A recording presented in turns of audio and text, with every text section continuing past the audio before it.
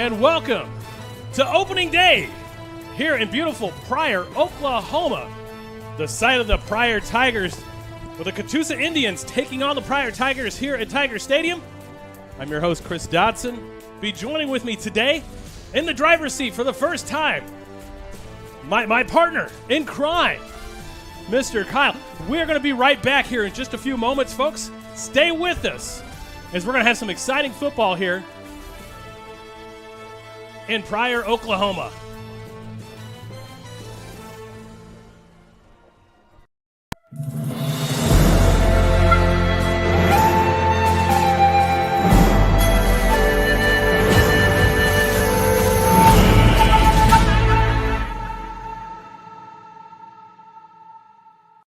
Semi-Pro Saturday is brought to you in part by 950 Ways Graphics, professional graphics for players, coaches, and teams. Trust the pros at 950 Ways Graphics and look them up on Facebook at 950 Ways Graphics. There's no place like home. Whether you live in Oklahoma, Arkansas, or Missouri, Realty Mart USA is your go-to real estate company for residential, commercial, agricultural, or land. We believe in strong connected communities and sponsor local events. Realty Mart USA, supporting our communities, supporting our future.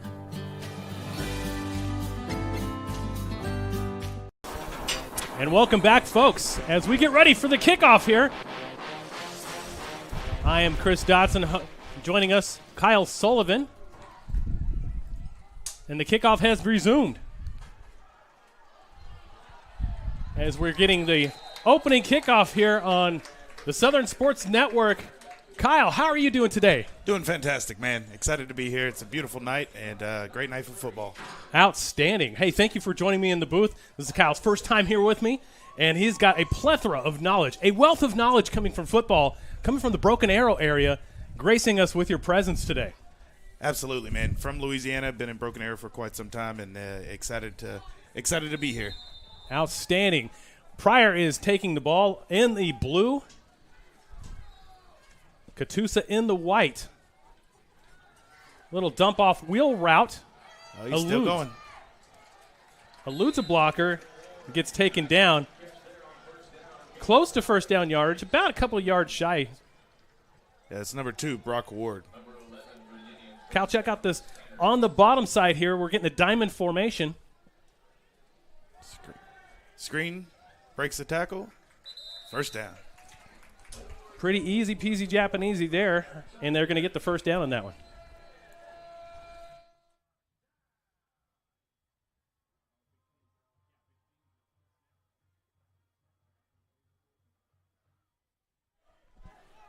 So Pryor back now after the first down. He's going to do an RPO, but hands it off on the inside. Gets him to the 50-yard line, or 49.5, or even 51 if you're Canadian. We have 2nd and 4. And about 4 in that place. Will be about 2nd and 6, actually. I'm going to send them in motion. They're going to take that jet sweep motion to the outside. Not going to fool too much of the and we get our first flag of the day.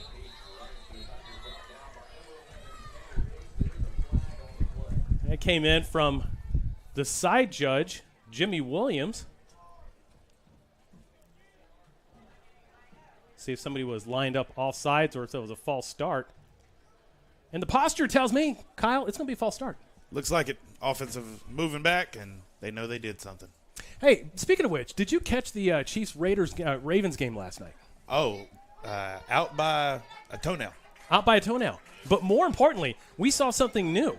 And we saw that the Ravens were, out of formation. So apparently your tackle has to be within a belt loop, if you will, of the center. So they were getting all sorts of flags, more fun, 6 flags. Well, this is going to back them up. Looks like it was a personal foul on it. That's going to take them back to the 33-yard line. So it'll be 2nd down and long, Kyle. It's 2nd and a mile. Is that a country mile? That's right. A country mile. Transformation at the bottom of your screen. Ball's going to be thrown to the opposite side. That'll get them about where the original line of scrimmage is. It'll be 3rd down and about 10.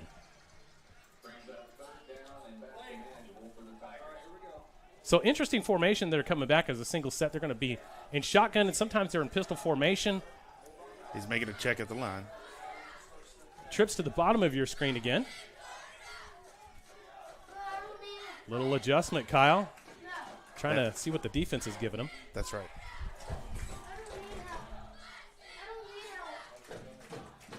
Another RPO action again. Takes it to the inside with the slant. That is going to be first down yardage. Gets a first down. Heads up play there, Kyle. That's right. It looks like number 2, Brock Ward, on the reception. Kind of hard to see. We're on the visitor side today, and our windows are fogged up with moisture. It's been so humid here lately. So humid. So 4 wide in a tight formation. Right up the middle. He might take this one all the way to the house, and he does. Touchdown, Pryor Tigers on their first opening drive.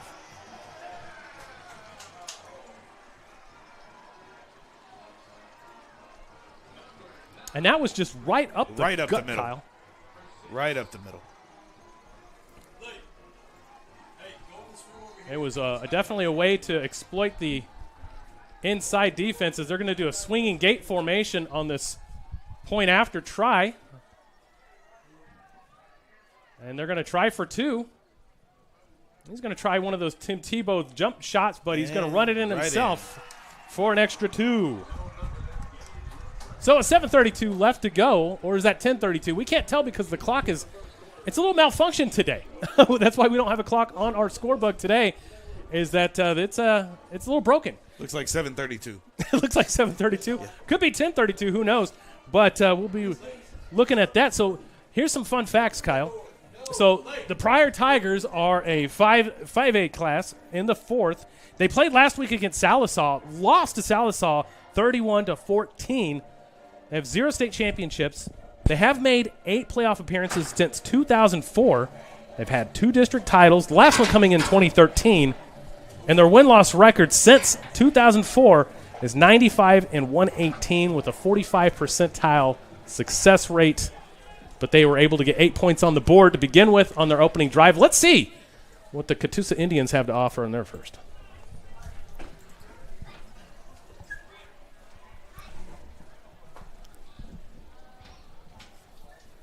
So we're going back to old school kicking, unlike the NFL, which that can't seem to make up their mind. They wanted to do the XFL style, which I guess has its positives and negatives. Right. They think it's for player safety.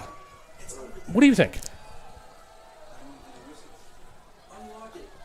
Kickoff is way back to the 5-yard line. Catoosa is going to take it from the outside, and he gets swarmed by a host of Tigers at about the 11-yard line. It'll be 1st and 10 at the 1 hash for the Indians.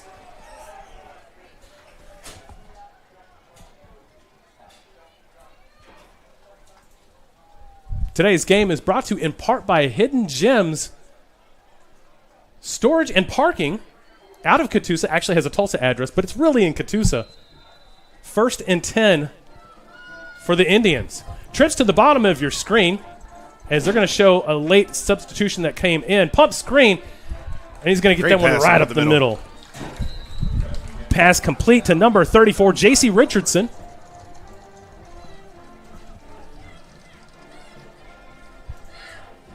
We'll bring up the starting lineups here in just a moment.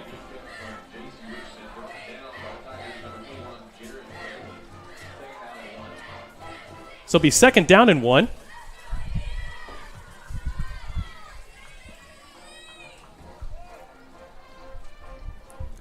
Inside handoff, a little scuttle and shooting right there. Maybe picks up 2 on the play.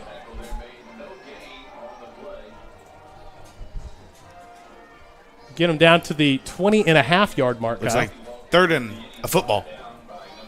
3rd and short. 3rd and short, okay. Starting lineups here, as you're going to see Brogan O'Neill underneath the center. J.C. Richardson, Seth Charles, Boomer Levins, Tanner Casey, Michael Blendowski, and a whole host of line, including Jose Rodriguez, Junior Brown, Nate McGuire, and the handoff is to the inside. Doesn't look like he got it, and he's going to be stopped short.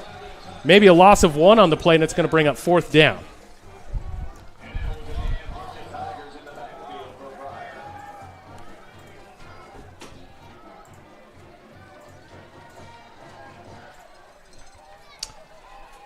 So the Indians' first drive doesn't net them a first down yet. They're going to get in punt formation. Now, Kyle, I have seen some craziness in week one where they've had a lot of fakes. We'll see if this one's going to be a high snap. Oh, and a flag on the play. Ball is end over end. Kind of a short punt, but it takes a favor. Help. There's Definitely. a flag on the play back at the 11-yard line, looks like. 16. That usually indicates it's either going to be a legal procedure, false start, or even encroachment. Take your pick. So we're going to wait for the call from the referee.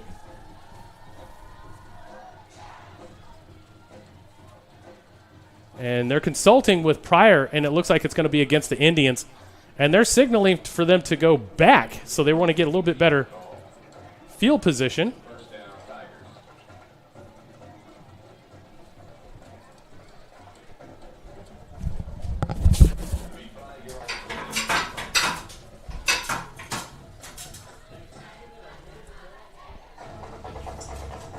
Pryor's coming back for their second drive.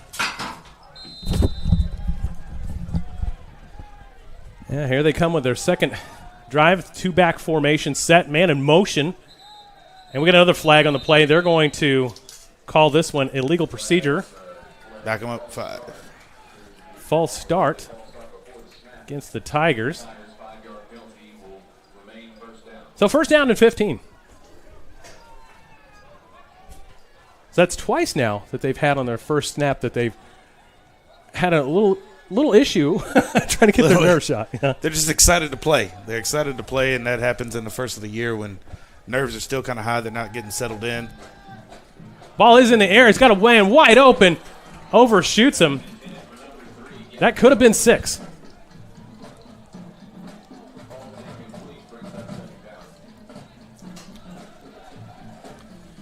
Bringing up second down.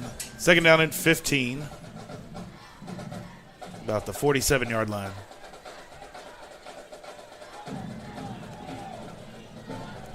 They got a bunch right formation. Yeah, trips to the bottom of your screen. Bunch. And they're trying the inside handoff again, but nothing doing. The Indians were not fooled on that play, Kyle. Made adjustments from the first drive because that was the play that they cut up the middle and went for 6. So we're going to call out the starting lineup for the defense on our next play.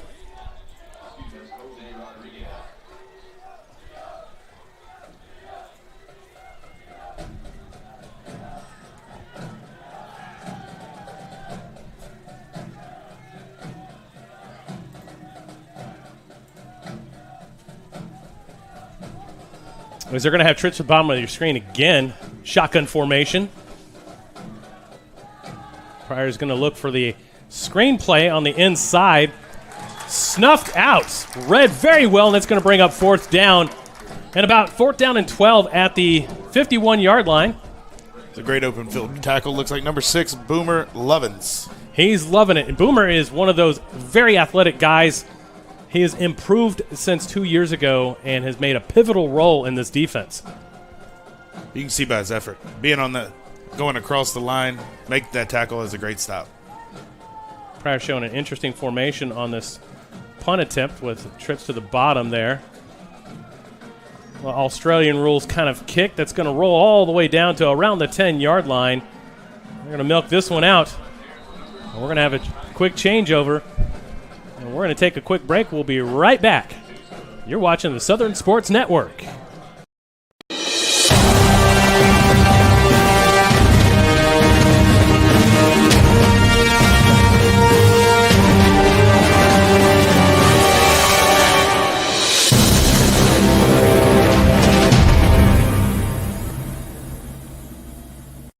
Mowing your yard just got easier. TNG Power Equipment has the best Ferris mowers to get the job done, including the all-new 60-inch redesigned deck that mows up to 11 miles per hour in tall or wet conditions. And for smaller lawns, our Ferris 300S starts at just $39.99. And right now, save up to $1,000 on select Ferris models. Commercial grade to last a lifetime. TNG Power Equipment has Ferris mowers to tackle your project. And welcome back, folks. as we get ready for Catoosa's second drive of the first quarter. And so far, the Tigers have been able to take advantage of everything. There was a timeout that Catoosa did take during our little intermission. They came back a little bit faster than what we were expecting, Kyle. That's all right. It's day one, week one. There's always going to be a little bit of bug here and there, you know? Everyone's excited, so working out the kinks on all of it. Present company included, too. As Brogan O'Neill lines up, gets everybody ready to rock and roll. O'Neill throws to the outside, a little bit short, but is caught. Incomplete. And it's going to be incomplete to Braxton Repschlinger. So bring second down and 10.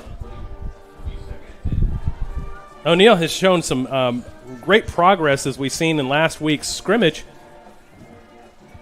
being able to make his reads, but sometimes he gets a little bit – he gets happy feet sometimes. You know, this is the first game. You're going to get those happy feet. And once he gets settled in, it should be a lot easier and a lot better production. O'Neill back. He's going to read to the left. He's going to dump off to the inside. And the Tigers read that one well, and it's going to back him up even further. It'll be third down and about 14. Tiger defense has been all over him today. All over him. You can tell they're running to the ball, gang tackling, and sign of a good defense, well coached.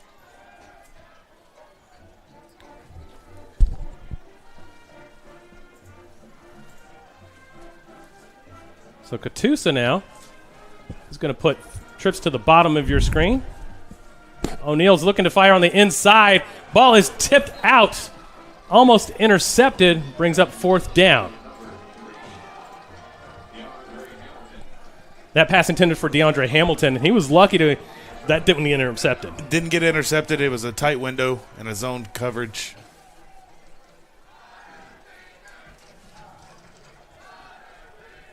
As we can hear the student body yelling Butterfingers on the opposing side.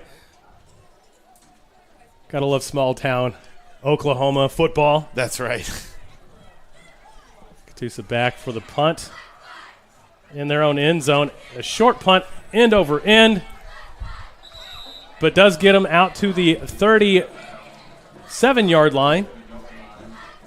A little ugly. Not as ugly as my first marriage, but still a little ugly on that one. He was able to get that ball off and back to the 37-yard line. So favorable position for the Pryor Tigers.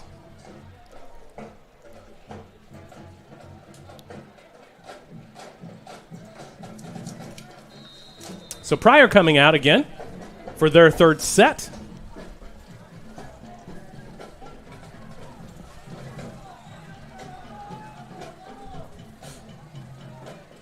And Brandon Ward, the quarterback for the Tigers. Let's get everybody lined up. Twins to the top of your screen. Two-back set. He's going to do a little play action. Ball's in the air, one-on-one coverage, and that ball is intercepted by Catoosa in the end zone, and they'll be able to take that one out at the 20-yard line. First and 10 for the Indians.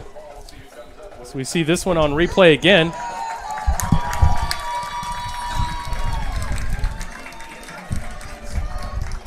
Looks like that was DeAndre Hamilton with the interception. Good jump ball. Way to play it. Outstanding play by DeAndre, and it looks like they're going to mark this one not at the 20, but at the 1.5-yard line.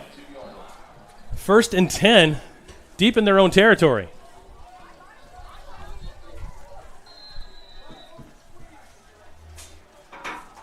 Looks like they're going to be an I formation set just to get them out of there. And again, got some flags on the play. False start against the Indians. That's going to back them up about 2 grass blades. Right. Half the distance to the goal. So first and 10 and an inch. Right. You know, I think they got a favorable spot for Pryor, not for Catoosa. They certainly did. That ball looks like it was on the ground and picked back up. It gets them out of the danger zone. And that one's going to be ran by Tanner Casey. senior out of Catoosa. Well, second and about 9 3/4.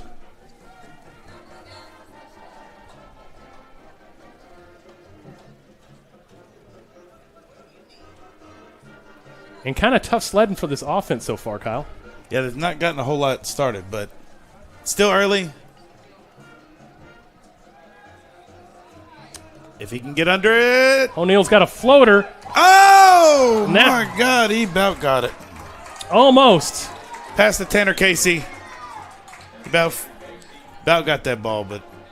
Casey just had, right in his at hands. The fingertips. Right at the fingertips. That one almost was caught. Would have been a big first down. It brings up 3rd down and long right now. Neither team is really afraid to test the defense on the long balls. And that ball was a floater, but catchable for sure. Just needed to have a little bit more concentration. That would have been a big first down for the Indians. They're facing now a 3rd down and long, deep in their own territory. O'Neal's going to look to his right.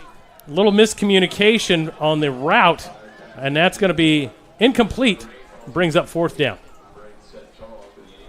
Seth Charles was the intended receiver, just didn't quite make it. So the Indians, again, deep in their own territory, going to have to kick out of their own end zone. Out of their own end zone. Punter won't get as many his normal progression. I imagine the defense is going to come after this one. Oh, you got to know. You definitely have to know it. It's going to be a quick kick for sure.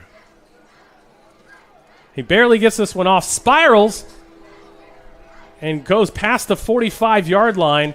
That'll get him about to the 58. Pretty good production out of the special teams to back up the Tigers. And the defense will take over again on the 3rd set for the Tigers. So 3:42 left to go in this first quarter. Score still 8-0, as you can see. Outside of the one long run, both defenses are holding up pretty well. Yeah, absolutely. They certainly have. Pistol formation. Going to take this one right up the gut again. I'll net him about 3 yards. It'll be 2nd down and 7. Or actually 2 yards. 2nd down and 8. Brought down by Logan Hargrove on that play.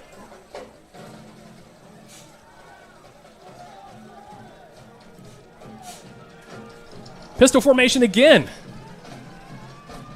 Tigers are going to hand this one off. And they're going to run it up the gut again. That's going to get them close to the first down yardage, about 2, maybe 1.5 yards shy.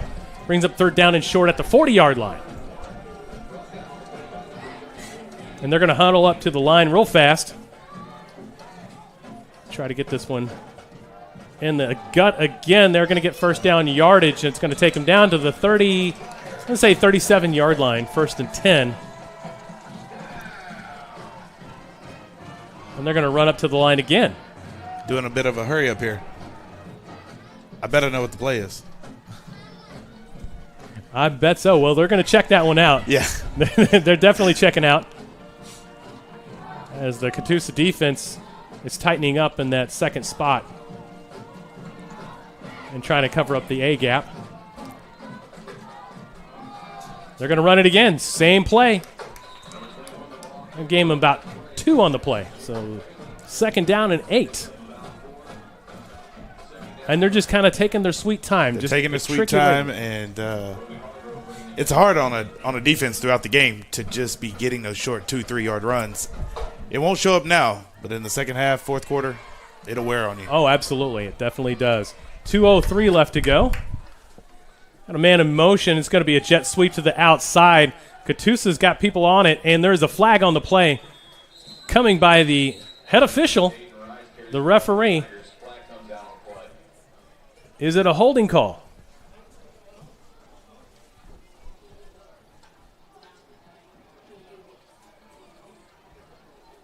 And they're posturing that it is holding against the Tigers. That's going to back them up 10 yards. And that definitely breathes a little bit more life into this Catoosa defense, who's been out on the field way too long.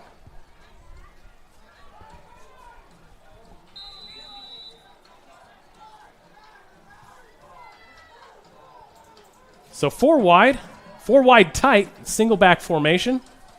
And the shotgun. Another inside give. Read correctly, and it's going to bring up third down and long for the Pryor Tigers. They went to the well one too many times, I think, on that play. Yeah, you start seeing the linebackers cheat down, you know, okay, we're going to stop this thing and make you have to pass it. Braden Ward back. Same formation, four wide. Tight sets. It's going to play action. They're going to look for something long on the outside. Double covered and broken up. That was Tanner Casey again on the breakup, the guy that got the pick earlier. So him and DeAndre Hamilton were the two defenders on that play. And they did a great job at snuffing that one out. It's going to bring up fourth down and long. Yeah, Casey tracked that thing down. Oh, he did. I thought he was just going to run through him. A sight to see there. So they're going to line back up in the formation here. Are they going to punt or are they going to go for it? It looks like Ward and Company is going to go for it. They're going for it. Man in motion. He's going to look for something deep. He's going to run it himself. Gets a big block. He's going to get first down yardage, and that's going to get him at the 20-yard line. Actually, the 18-yard line, first and 10, as they're going to hustle up and get back to the line as they're trying to get this one fast.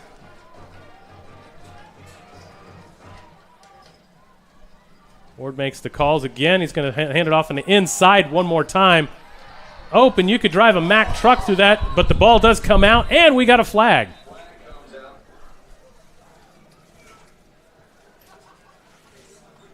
This flag brought to you by Six Flags. More flags, more fun. Six Flags over Texas. And that's going to be another holding call against the Pryor Tigers. So it'll be 10 yards from the spot of the foul. After a play like that, you just hate that for a team. Yeah, and here's that replay again where they came back with the Ward found genius ankles and was able to get that first down. And that's going to back the ball up to about the 26-yard line. And it's still a first down. Ward's got trips to the top of your screen as they're going to go back and try to take another look at this and make any adjustments. As the Indians are trying to snuff out what they're doing. They're tightening up the A-gap. And they're going to do a bubble screen. Gets away from two tacklers. And picks up about 8 or 9 on the play, so it'll be second down and short. Bringing him down was number 33 for Catoosa. That's Devin Johnson. Second and 11 for the Tigers. So Devin Johnson on the stop. Avoids getting the first down, but it's still going to be second down and short for Ward and Company. And that'll take us to the end of the quarter. And your score right now, 8-0, but the Tigers are driving. We'll be back in just a few moments. You're watching the Southern Sports Network.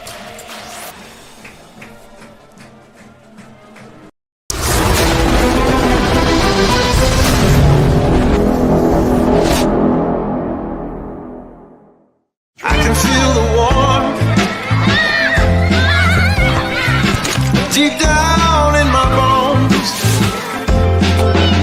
I know that I am home. I miss him too. Love brings us here. Together's where we all belong. You're my home, my home. And welcome back, folks. As the Catoosa Indians trying to stop the Pryor Tigers, but are having some difficulty in this one. And the score right now is 8-0. As we get ready to go for the second quarter here and 4A3 action. So far, Kyle, it's been all the defense that's been, doing the best that they can. The Catoosa offense really hasn't been able to get much. Matter of fact, they haven't had a first down. No, hadn't been able to have much going. Defense has been on the field a lot. They're communicating now. Another play action is going to go to the outside. Butterfingers right there. The ball pops out That was intended for Brock Ward. Just didn't quite get his hands on it, and next thing you know, Out of his hands. Out of his hands. So you got Brock and Brandon Ward, brothers in here in this one, and they're not the only brothers, as we're going to bring that up here in just a few minutes.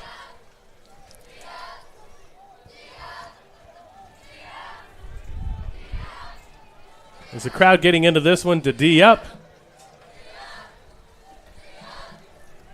Pryor Tigers trying to get their call. Ward and company back.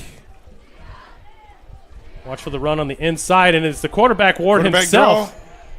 And he's going to take this one in. It's going to be another touchdown for the Pryor Tigers.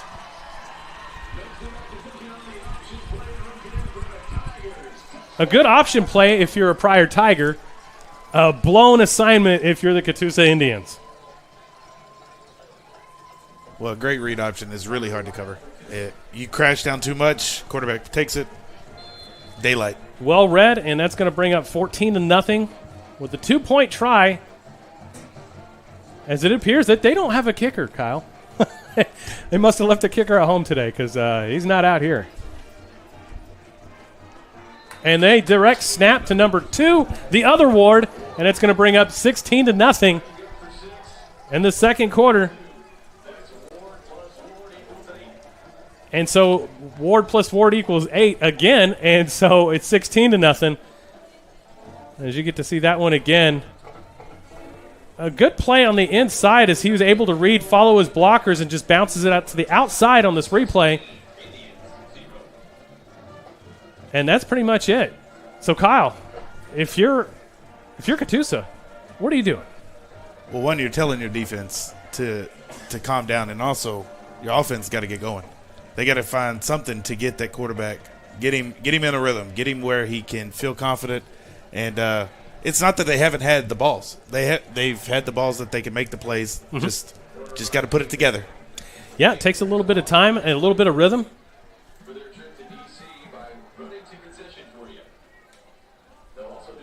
So 11:49 left to go in the second quarter.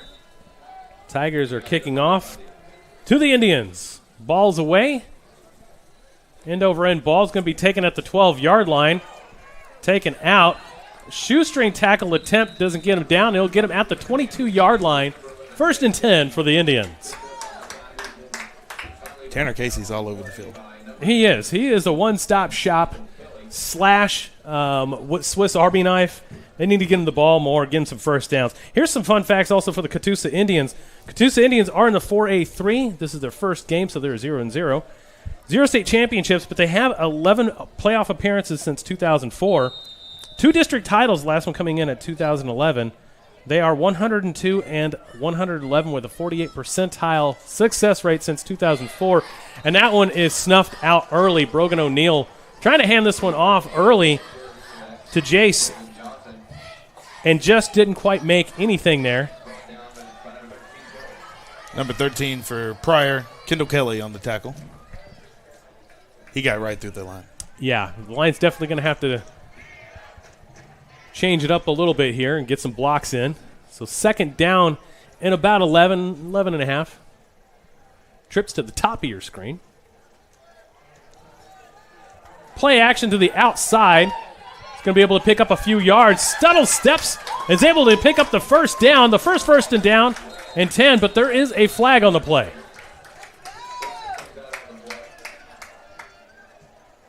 Not what we want to see on the first down. That's going to be a holding call against the Indians. Going to back them up 10 yards from the spot of the foul. That's tough. You get a first down, you get some momentum going. Yes, that flag is foul in itself. You definitely don't want to have that. So get the replay, second down again. This time second down at about 18.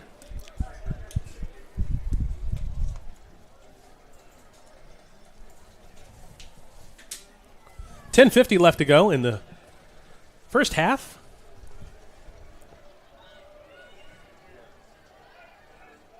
Be a man in motion. O'Neill's going to fake it. Eludes one blocker. Ducks it. He's got a ball up in the air. It's a duck. And it's almost intercepted. I think they both had a chance to get that one. They both did, absolutely. and that Caden was Rice for Catoosa. No, Tanner Casey for Catoosa. And that was a bit of a duck, unfortunately. So third down at about 18. There is a flag on the play, though.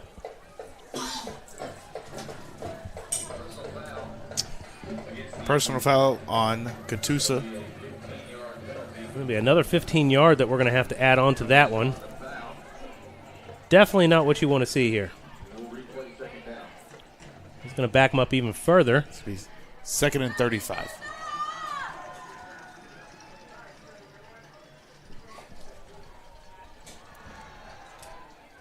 That's going to back him up all the way to Claremore. So 2nd and super long here. O'Neill's going to have to figure something out and get a nice ball into to his receivers. Receivers going to have to definitely get open, and that line's going to have to not do that because we got another false start. And that one's going to come from number 66. So it'll be half the distance to the goal. As we don't have 66 on our roster here.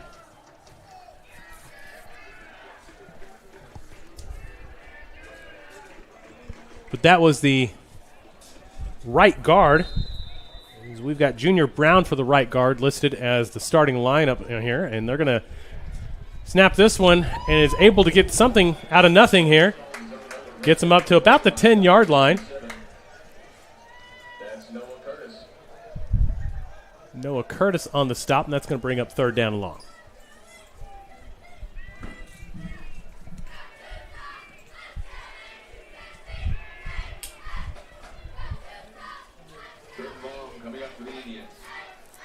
So the Indians still trying to hunt down a first down. As they got one more opportunity in this one before they're going to have to punt the ball back to the Tigers, who have had some pretty good success in 2 of their drives so far.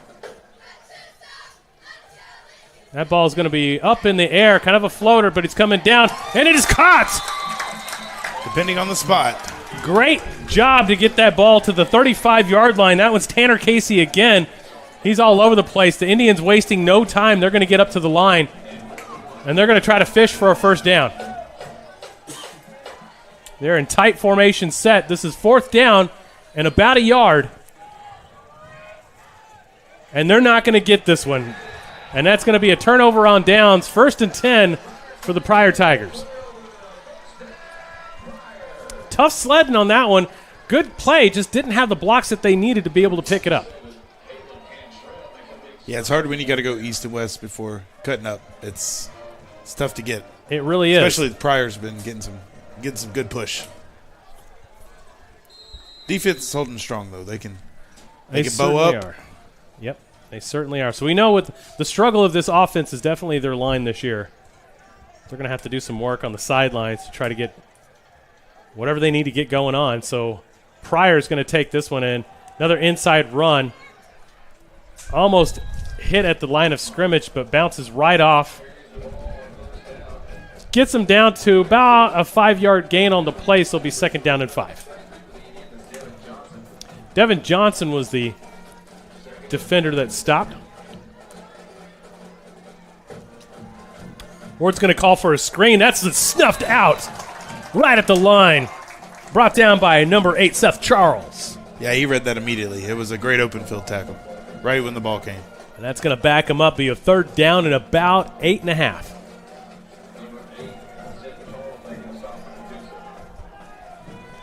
Great job on that play. So Ward lining everybody up. Got 4 wide set.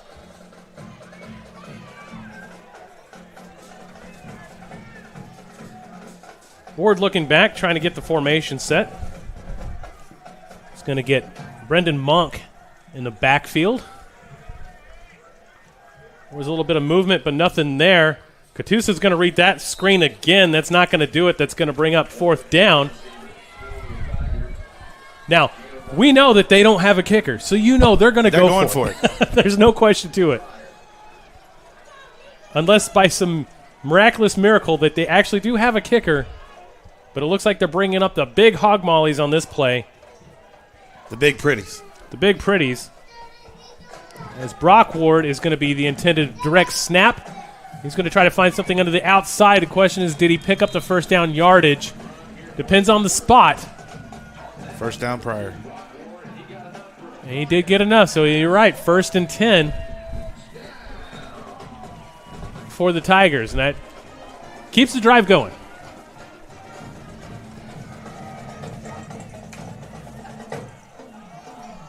So the other Ward, Brendan Ward, is back as quarterback.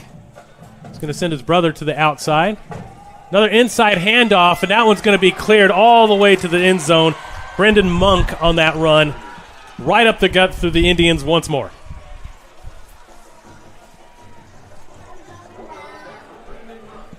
Tough sledding here for the Indians, who are now starting to show signs of fatigue.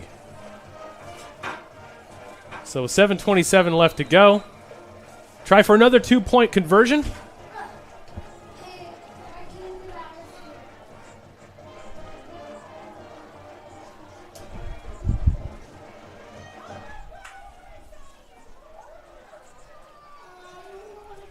And that's going to be good for another 2-point conversion.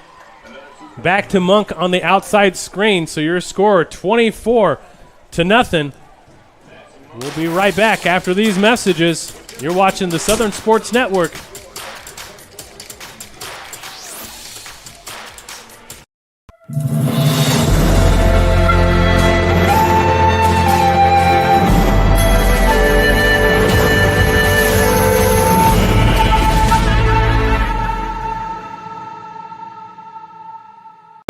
In 1851, the Cherokee ignited the lamp of learning in the wilderness. For more than a century, this has been a gathering place where minds are developed and lifelong relationships are made, where dreams find direction. The lamp burns brightly still at Northeastern State University. Welcome back, folks, and it's been all Tigers in this one. 24-0 is your score. Tigers are about to kick off. A big high kick, which is amazing because apparently they don't have a kicker, but yet they have one for kickoff. And the Catoosa Indians are going to take it at the 29-yard line. Kyle, tell me a little bit about what your assessment is so far with this Indians team. So I think the defense is definitely getting winded way earlier than expected, but it's tough when you have a team that's running the ball as well as Pryor has been up the middle. It's hard to get any push, and so defense playing well, but it's showing signs of fatigue in the offense. They have the receivers are in place, but just need to make a little bit better throws, get a little tighter. They'll be all right. O'Neal's looking to the outside. That was a design play, just overthrown. That pass intended for number 30.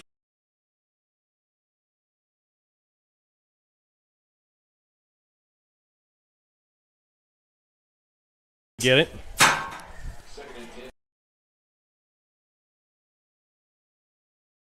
Second and 10 for the Indians is they got to find something on offense here. Otherwise, this game is going to get ugly.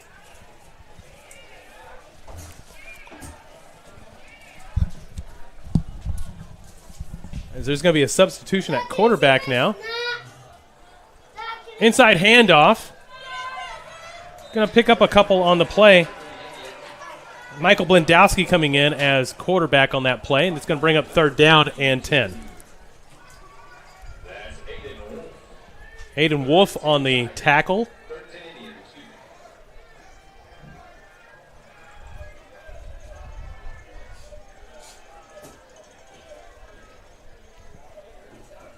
So Blendowski is going to get another shot at quarterback now. So he filled in at quarterback a couple of years ago. Would have had a whole host of injuries. Blendowski is going to get this one picked off. That one went through a defender's hands and went right through the Indians' hands. 4th down.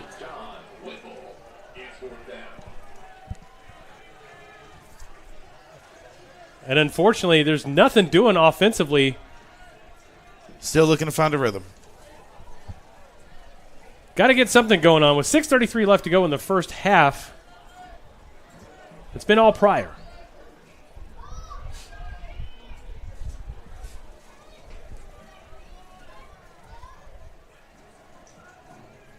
Pryor's coming for it.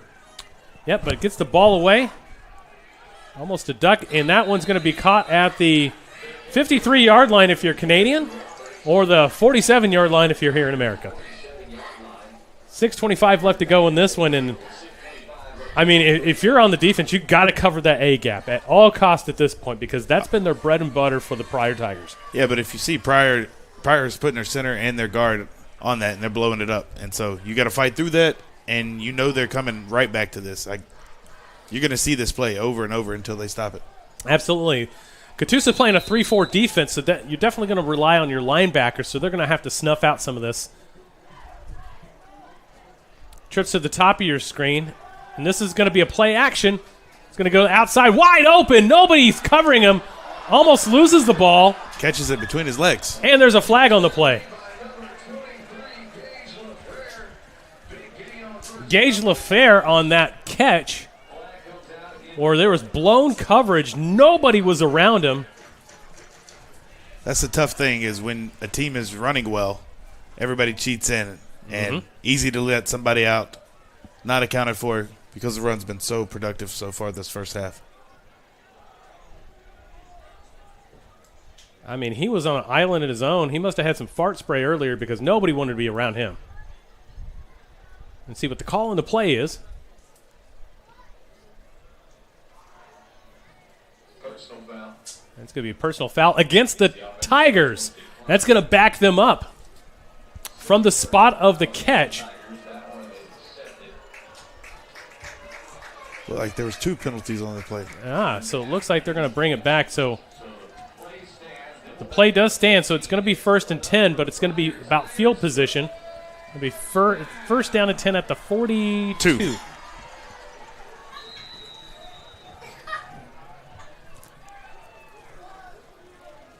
So Ward and company going back once more. Another inside give, and it's got a lot of push. Looks like he's going to pick up that first down. Driving the legs on first down.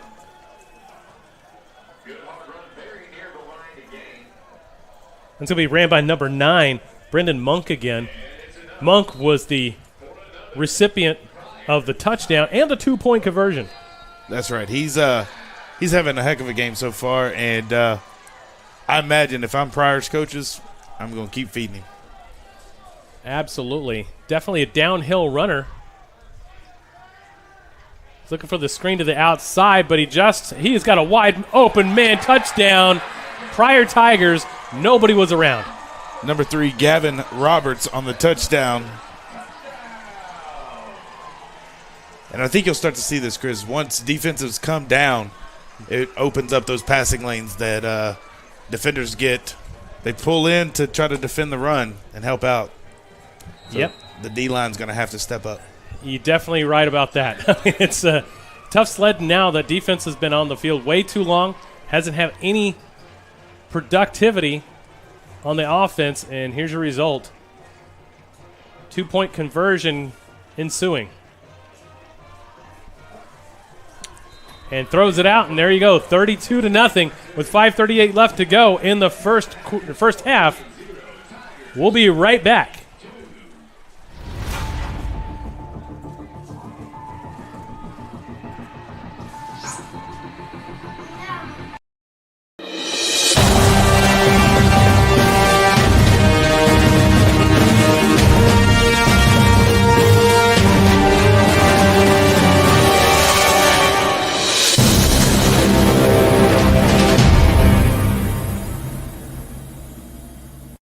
Mowing your yard just got easier.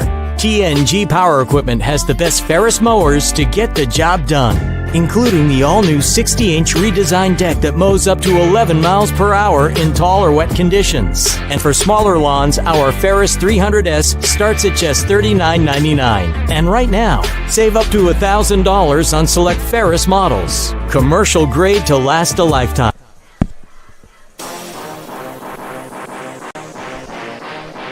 And we're back, folks. Kickoff ensuing here. The Indians have got a chance. They're going to run to the outside. Best field position of the day. That was number 30, Michael Blendowski. Blendowski showing some signs of life on this Indians team. You know, and sometimes you just need a spark. You need somebody to make a play and can get your team going. Well, these guys are going to have to definitely get on the warpath and get something going here. As they brought back Brogan O'Neill as quarterback. 1st and 10 from the 37. O'Neill's going to set man in motion. He's going to dump it off to the outside, trying to find some blocks to the outside.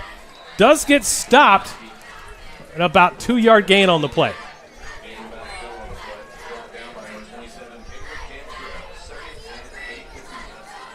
So 2nd and 8 for Catoosa.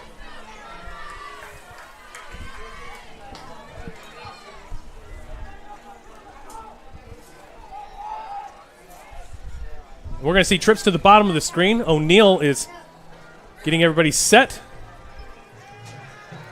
Looking for a man open. It's going to be flushed out of the pocket. He's going to throw at the last second. Nothing doing. Ball goes incomplete, out of bounds. Brings up 3rd down and 8.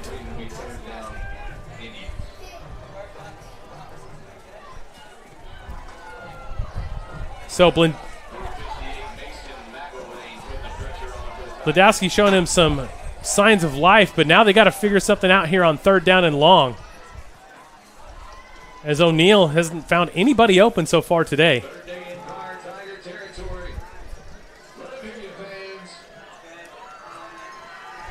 So Twins to the top of your screen. O'Neill's going to shove off to the right side. Finds a man open. 1st down, is looking for more. And who would you think? Of course, number 11, Tanner Casey. 1st and 10, the first 1st and 10 for the Indians. As we get to see this one on replay again. Good formation. Got a Catoosa Indian on injury timeout. And they're going to attend to him. We're going to take a quick break. We'll be right back, folks. You're watching the Southern Sports Network.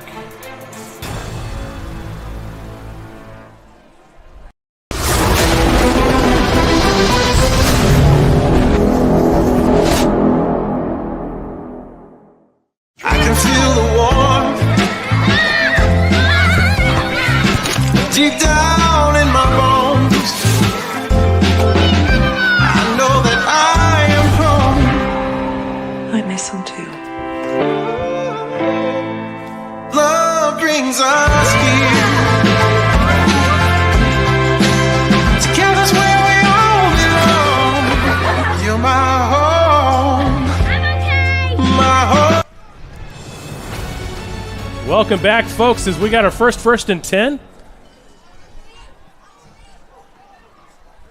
And the Catoosa Indians are showing signs of life finally. O'Neill's going to go back. He's going to look for somebody open on the end zone on the far side. Double covered. Incomplete. And incomplete.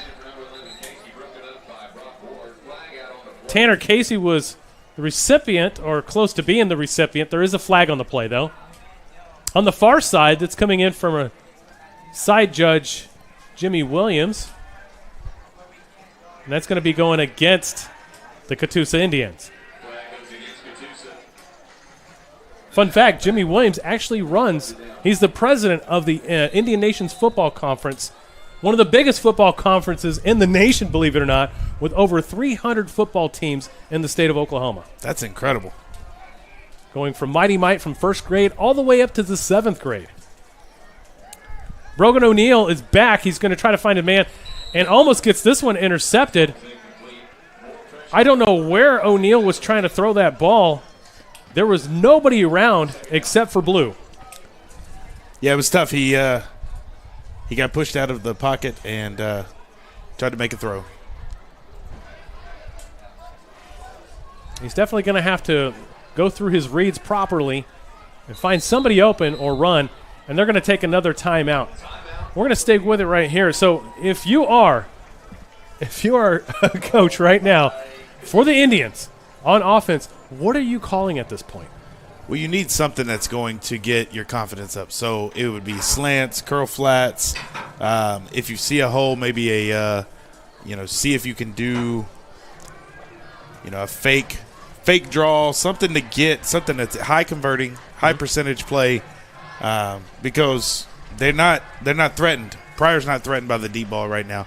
They have people over the top. It's getting broken up, and so you need to call a high percentage play, get into a rhythm before halftime, and get some momentum. Get something you can build off of once halftime gets in there. Absolutely. Still plenty of time. They could score, get it back. I mean, it's still plenty of time left for Catoosa. So we'll see what Coach Guerrero has to shoot out on this one. O'Neal's going to throw it to the outside. Gets it complete to his Swiss Army knife again to Tanner Casey. It doesn't look like he got first down yardage. Got really close.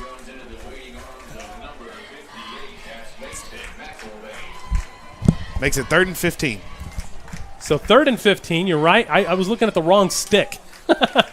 So 3rd down and 15. But, Chris, that was a play out in the play out in the flat that worked out really well. So O'Neal's going to have to go back. He's got a man open, and I think he got the touchdown, but they're going to mark him short at the 1 yard line. So first down at the 1, or actually the half. O'Neal's best pass of the day. Incredible pass and catch to Boomer Lovins. And he's loving it. Ba-da-da-da-da. Loving it. See, there we go. We need to get McDonald's as a sponsor. Anytime Lovins gets a first down, we're going to run that one. So, McDonald's, if anybody there is watching or listening, we definitely need to talk to you here on Monday. Tight set diamond formation. O'Neal's out. And that one's going to be Michael Blendowski trying to run for it. Doesn't get it. Maybe loses a yard or two on the play. They're going to bring out the previously injured Jose Rodriguez in. And bring Tanner Casey back in as well.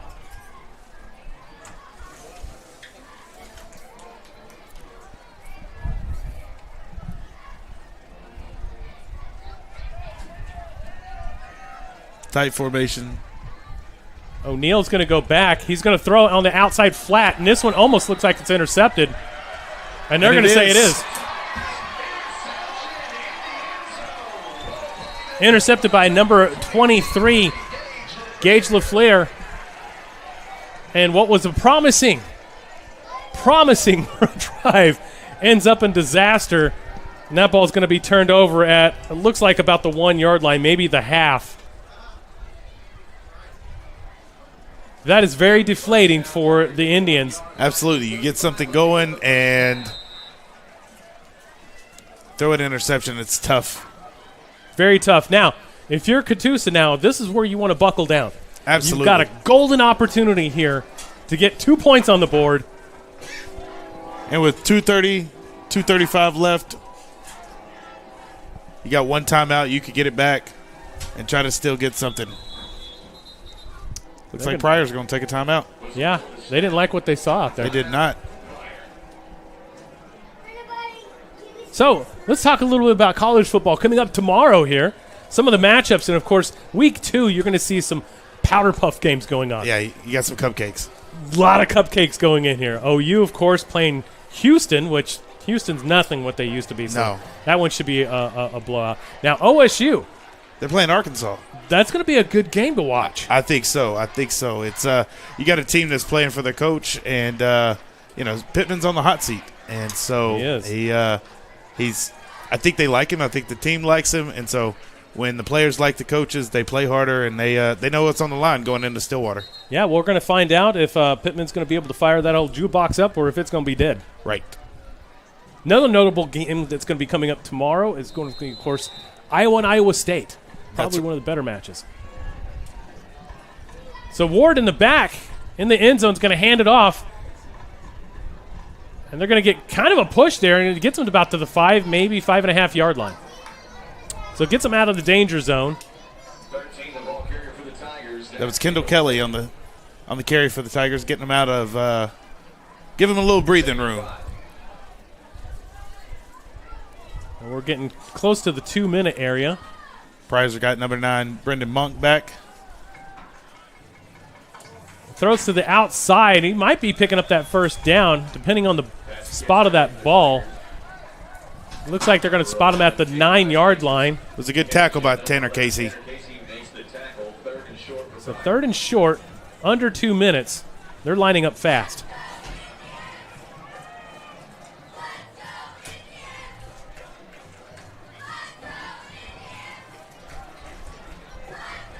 Got a check coming from Pryor.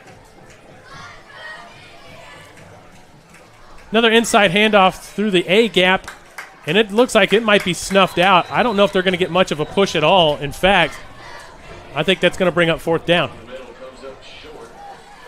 And it is short. But it doesn't look like the offense is leaving. No, it doesn't.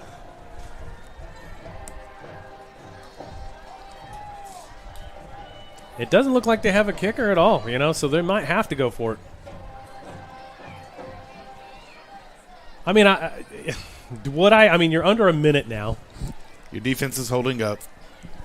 I imagine they'll let the other 10 seconds run off before they decide what they're going to do. They still have 2 timeouts. They may call a timeout to go talk about it. Yeah. And that is what they do. So who are you taking? All right, so OSU and Arkansas. Are you a fan of either team? I'm not a fan of either. I am an SEC guy. Okay. And so I'm gonna take, much to my friends that are the Pokes fans, I'm gonna say Arkansas. You're gonna say Arkansas, okay. I like what I saw out of them last week. They seem to be having a lot more continuity. Of course, when you bring in a former coach that knows how to win, Absolutely. And Pittman got a smart move on his play and said, hey, you know what? I know you had some problems. You might have had a problem with, a motorcycle incident with and a neck brace, but it's okay. It's okay. But you know how to win games. You did really good. I thought he did really good at Missouri State for sure. And so now you bring him on staff. Last week, 70-0. They haven't had 70 points on offense in a long time. I can't remember when. Honestly, it's and Arkansas's not known to light up the scoreboard, so it was definitely a breath of fresh air to their fan base last weekend. For sure. All right, here we go. Pryor is going to go back for what looks like a punt. That appears to be a punt formation. Maybe they do have a kicker after all. He was just a little late to the game. Ball is up. Kind of a low-hanging fruit. Ball's going to be taken at the 50 late, but is able to get some yardage, and he's going to be coming around. He got the corner, got away from 2 tacklers. Tanner Casey setting him up for their best field position so far. So just like that, back-to-back. Back-to-back. Now let's see if they can actually finish and push it in. It was a great 20-yard return by Tanner Casey. Now, if Catoosa is unable to score another point or anything, and the Tigers come up, and even if they kick a field goal, that's going to take them out beyond the 34-point marker, which means that there would be a mercy rule, which includes a running clock in the second half. Still plenty of time. O'Neal's thrown it to the outside. Tanner Casey again. He's right past the 20-yard line. Let him cook. Good pass. I think O'Neal's finally starting to settle in. And again, sometimes it takes a little bit to see what they're doing, see what they can get going. And again, that's a high percentage plays, get some confidence up, see what happens. O'Neal definitely needs to get some confidence in this game.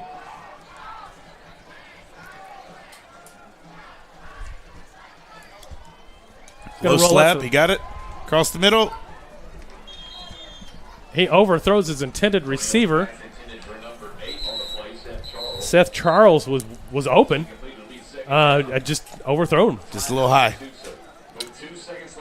So Coach Guerrero takes another timeout with 2 seconds left to go. So we're going to have to call a Hail Mary play here just to get something going here. Annexation of Puerto Rico. Hey, it could happen. It could happen. It could happen. And at this point, who knows? Let it be. Going deep into the playbook. All right, so your pick for Iowa State tomorrow. You know, one of my favorite shows to watch is Josh Pate, and purely because of that, he's an Iowa State fan. So I'm gonna go Iowa State, but that Iowa defense is going to prove to be fits. I think you're right. You know, Iowa, they're ranked number 25. They're no slouch. They're no slouch. They're not an offensive powerhouse, right? No, they've been known for defense the last few years. Yes, and an offensive line. They got some hog mollies up there. They can run the ball, but they're not going to put up 50, 60 points on you. And the way their lines play, they don't have to. 2 seconds left to go in the half. Be throwing to the end zone. No good. No good. Tanner Casey was the intended receiver. And that takes us to the first half. Pryor Tigers 32, Catoosa Indians 0. As the teams go into the locker room. And we'll be back right after halftime, folks. And we'll see if the Indians can improve, get some sort of life here. Who knows? Maybe they can be even on the warpath, get something going here. We'll be back right after this.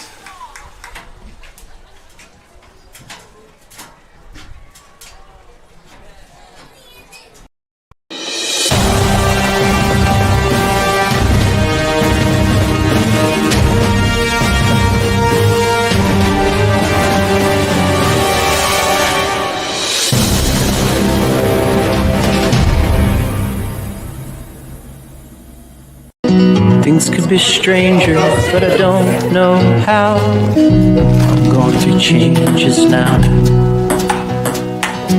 Spend a lifetime trying to figure it out. I'm going to change just ripping out pages. I'm going to change just now.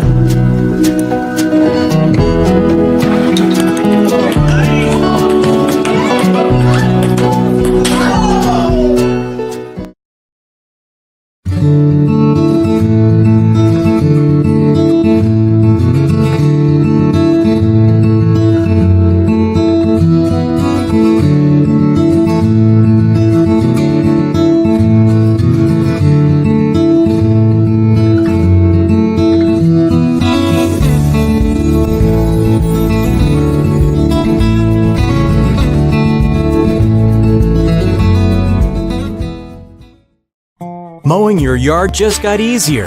TNG Power Equipment has the best Ferris mowers to get the job done, including the all-new 60-inch redesigned deck that mows up to 11 miles per hour in tall or wet conditions. And for smaller lawns, our Ferris 300S starts at just $39.99. And right now, save up to $1,000 on select Ferris models. Commercial grade to last a lifetime. TNG Power Equipment has Ferris mowers to tackle your projects. We are a community of athletes that celebrate success and development while having fun and being safe. We do a pretty rigorous testing to all of our athletes to track progress as we go. Our athletes are 10% faster, 179% stronger. They jump 4 inches higher on average. They're 8% more agile and 9% quicker. You can come in, get extremely high quality training, accelerate your athletic abilities. Head on over to prodaysports.com. Come try, see if you enjoy it. For $1, it's worth it.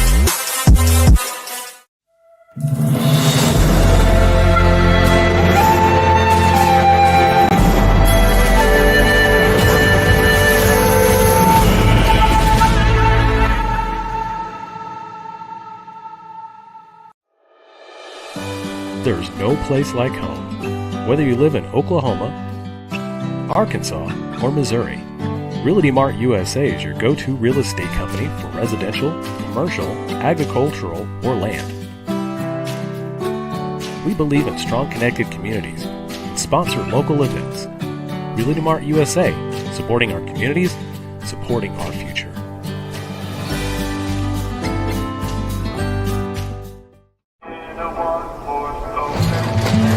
She was a good compare, eyes like the Grand Can. She was an American beauty, with her wafers on in the summer sun. Her touch felt like a loaded gun. Wish I had held her long.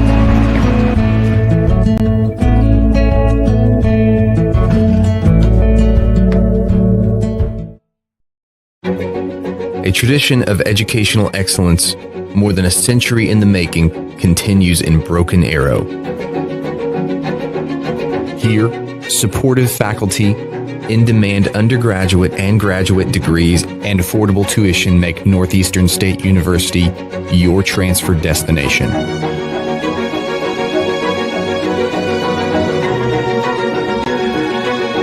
Finish what you started. I can feel the warmth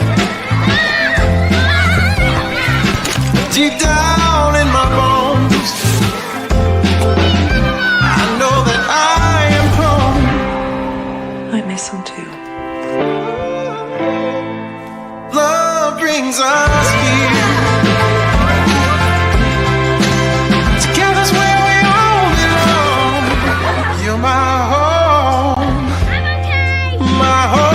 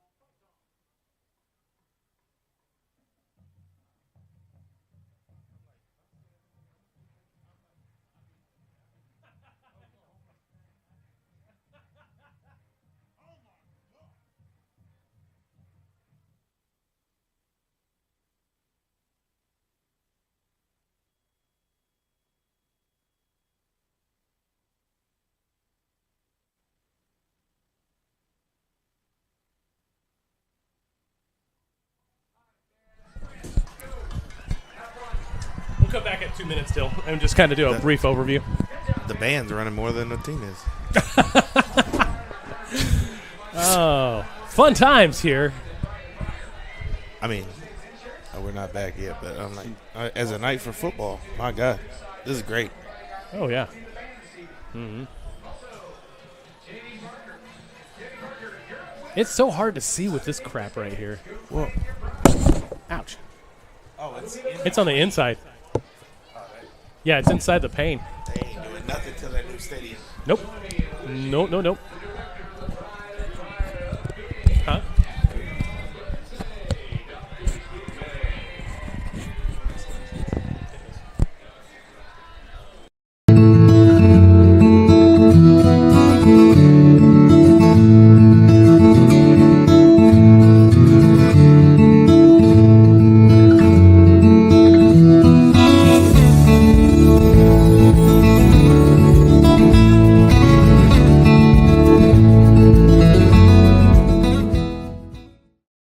Mowing your yard just got easier.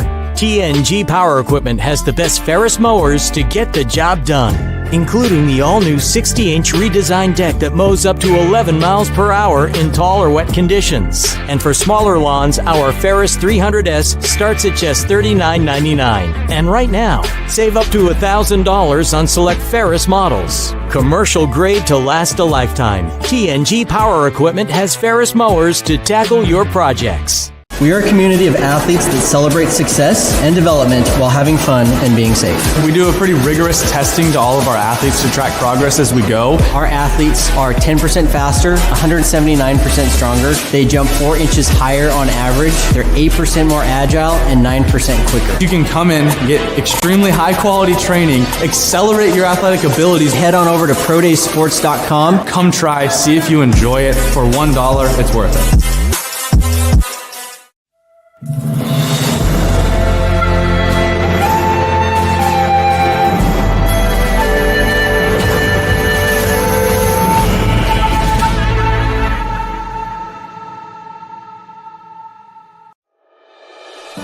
There's no place like home. Whether you live in Oklahoma, Arkansas, or Missouri, Realty Mart USA is your go-to real estate company for residential, commercial, agricultural, or land. We believe in strong connected communities and sponsor local events. Realty Mart USA.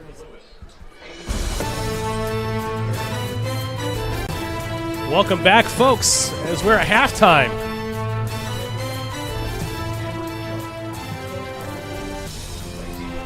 And it's been all Pryor Tigers so far. Kyle, what are you gonna have? What do we have to do here? Well, again, as Catoosa started doing it at the end of the half, you get some high percentage plays going. You get some opportunities to build some momentum, and that offensive line. And if they can hold just a second or two longer, give the quarterback time to see the field, I think they'll be a lot better. Yeah. You know, one thing is that offensive line, like you say, that's kind of the bane of the existence so far for Catoosa today, is that they just don't have any push. They didn't have much, run up, as you were mentioning at halftime, is that they need to get their butts in gear and run and make some holes. Absolutely. Stop from getting Brogan O'Neill hit for every pass. Right. Yeah, when you can't win in the trenches, it's really hard to get anything going. Yeah, absolutely, you're right. But I'm sure as a coaching staff, man, they addressed that at halftime. Oh, you know it. You definitely know it. So some notable. There's actually some games going on tonight, actually, in college, if I'm not mistaken. So we've got one matchup from what I understand, but we also have some really great matchups here. And one of them is going to be Texas and Michigan. So let's talk about that game. Oh, that is going to it's a playoff game rematch from last year, and it will be a knockdown dragout. I mean, they expect that to be a game in the trenches. Yeah. So who are you picking in that game?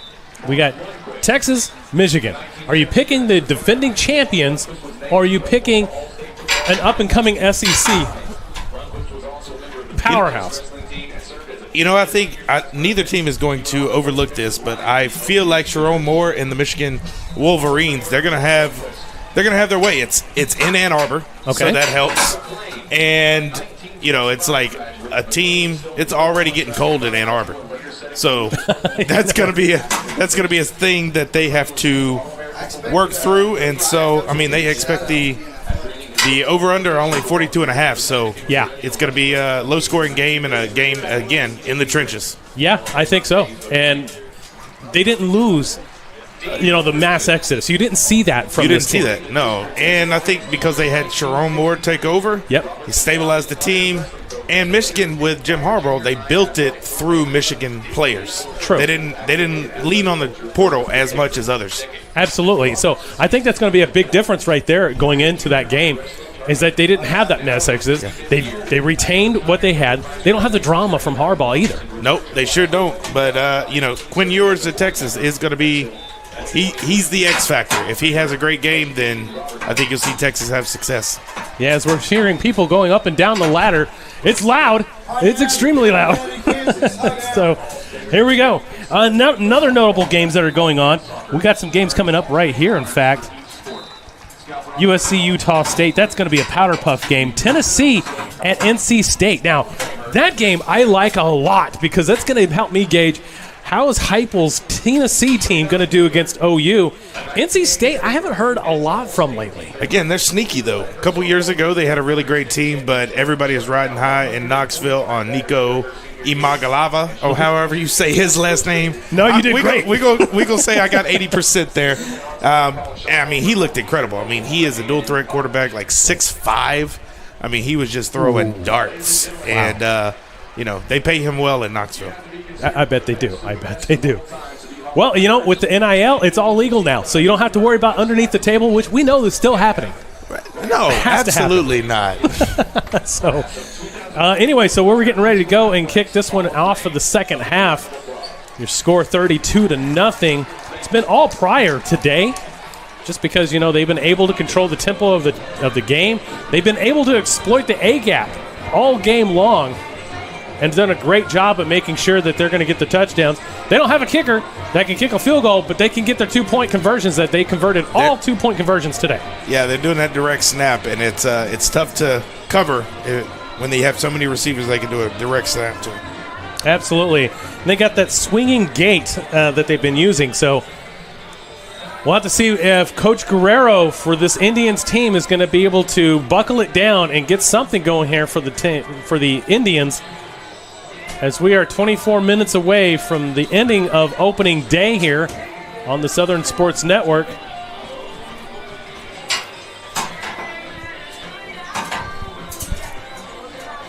And it looks like the Catoosa Indians are going to be getting the ball in the second half.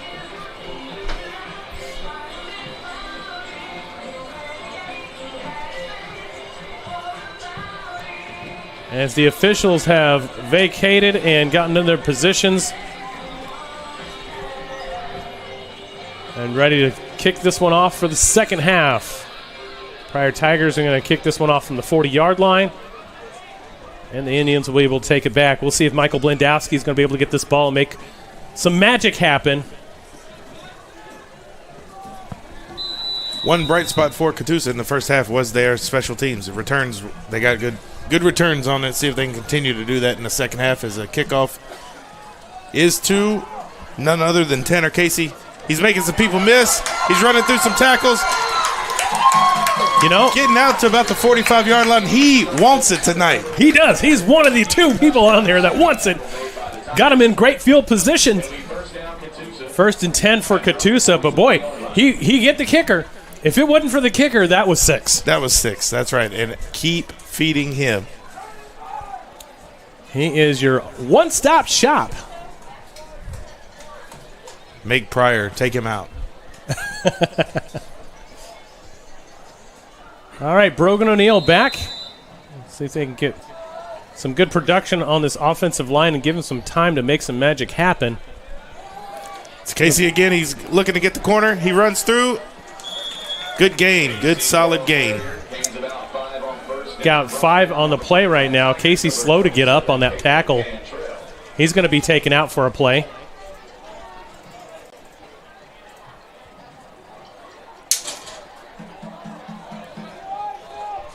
Great play on the outside on the replay. So good start for the first play. O'Neal is back. Twins to the top of your screen. He's going to try to fire to the outside. Completes it and picks up the first down. That'll be placed at the 40-yard line. Close to the 40. So mark it out at the 41. 1st and 10, and the Indians now are starting to get a fast huddle or trying to get tempo. some momentum. That's right. That's Number right. 12, Braxton. Braxton Repschlinger trips to the bottom of your screen this time. O'Neal is a low snap. He takes it, runs up the middle. Got blockers. Gets out of bounds, and a flag on the play for late hit. Yep, that's That'll what, add 15. Hey, we'll take Moving it. the ball any means necessary. That's right. That's right. That's what we like to call a useless play when the runner's out of bounds and you're still pursuing, you just kind of hit him anyway. But, hey, extra 15 yards, we'll take it. Goal against the Tigers is 15 yards from the spot of the foul. So this has been their best productive offensive drive so far of the game. 1st and 10. And going to be Twins to the bottom of your screen now.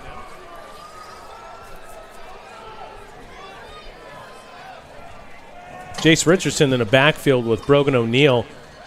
So he's going to fake handoff and nothing doing. Going.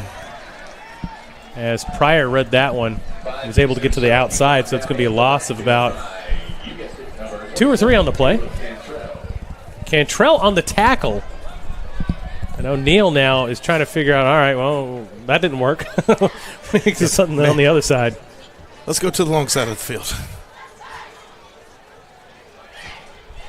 So it looks like 2nd down and about 14. O'Neal's back. Overthrows again. That ball was just a little bit high over the edge of Jace Richardson, and J.C. Richardson wasn't able to get that one in.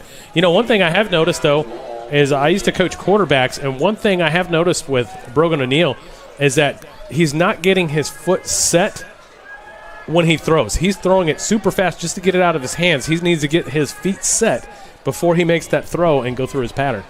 And part of that is protection. He's throwing fast tonight out of necessity. That ball is caught.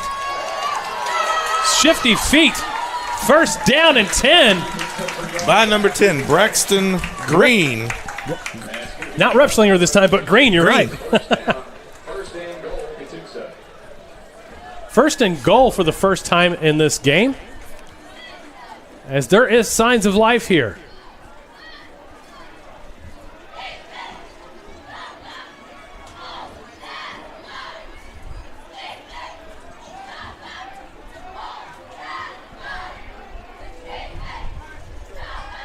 A late pitch to the outside. J.C. Richardson takes it back to the 5. So 2nd down and goal at the 5.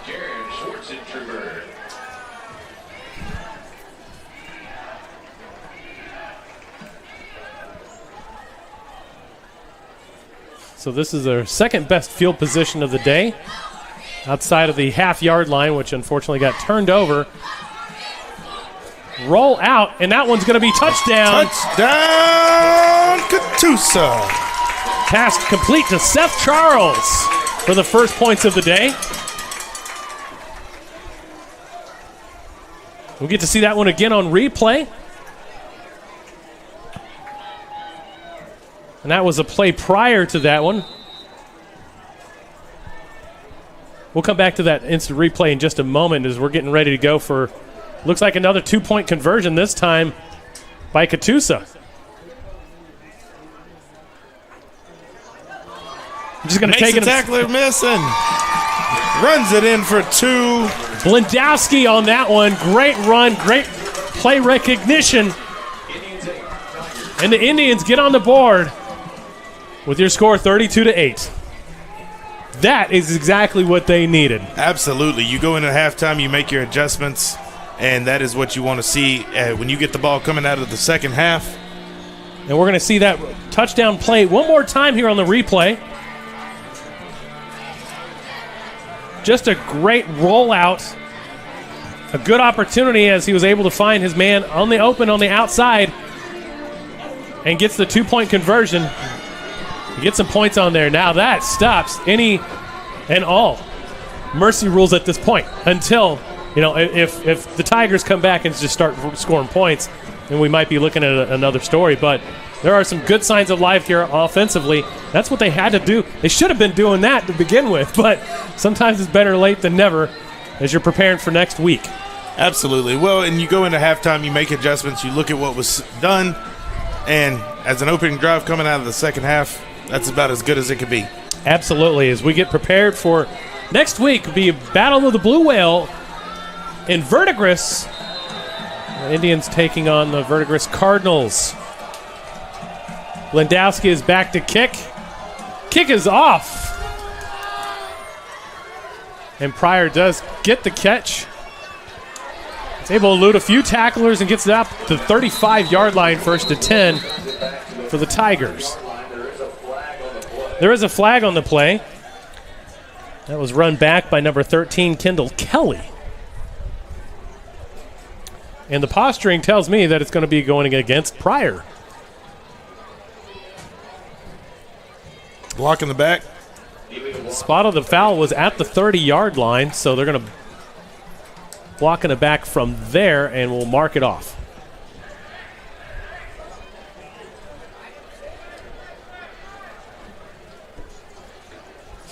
So 10-yard foul, we'll take it at the 20-yard line. That negates a 35-yard run. 1st and down for Ward. They're going to take it outside, bring it back in, and it is snuffed out. There's another flag on the play. And it's going to be a holding call now against Pryor. So it's almost like we're starting to see a tale of two halves now. Absolutely. It does look that way. Right under 9 minutes.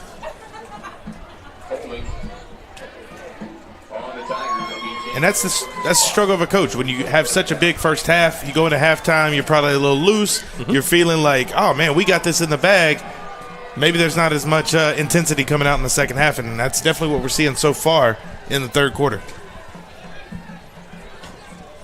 So Ward and company back. Trips to the top of your screen this time. 1st and 16 on the 14-yard line.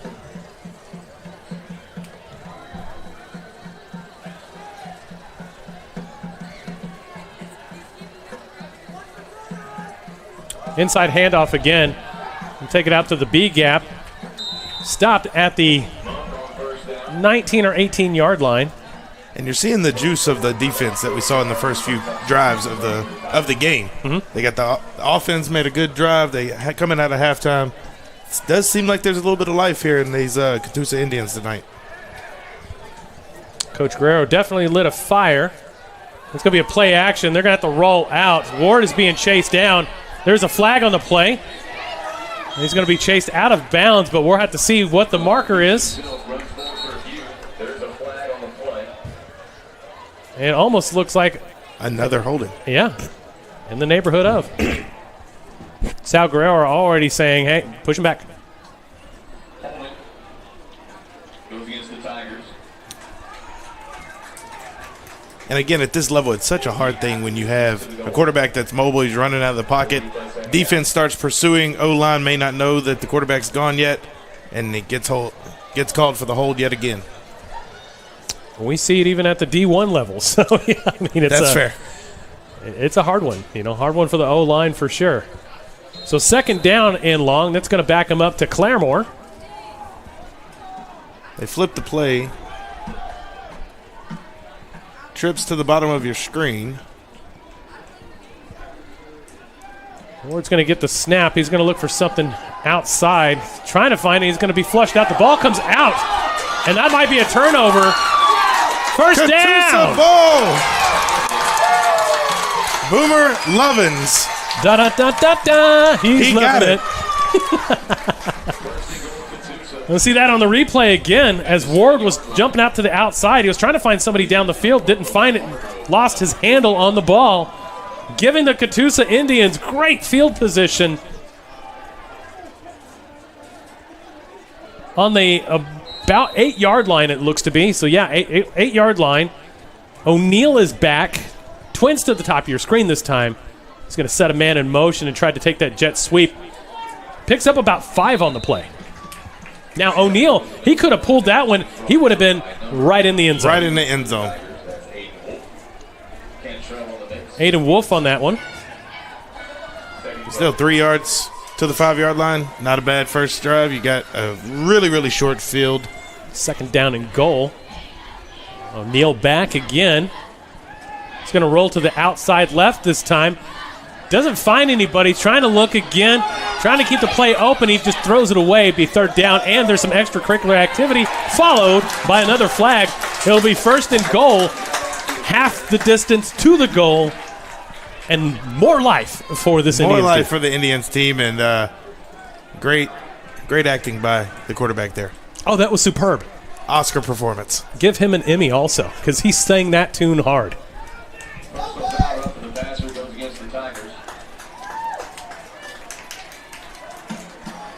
So first and goal. Automatic first down. That ball's going to be placed at about the 3, maybe 2-yard line. Looks like the 3. We're going to stop the play and consult with the coach here for the Pryor Tigers. That'll be head coach Kenny Davis. I'm trying to get an explanation of what happened there. We all saw it. Might have been a little bit of acting, but still, it took place. You can't do that right in front of the... No. Right in front of the official, you cannot do that. You cannot. Especially in today's game. Yeah. The game is protected. The quarterbacks are protected in today's game. You can't do that. No bueno. So I formation, tight formation I. And it's going to be a butt push. Tush push. And that's a touchdown. Tush push touchdown. Catoosa Indians on their second in a row. This time Sal is going to say kick it this time. So Coach Guerrero going for 1.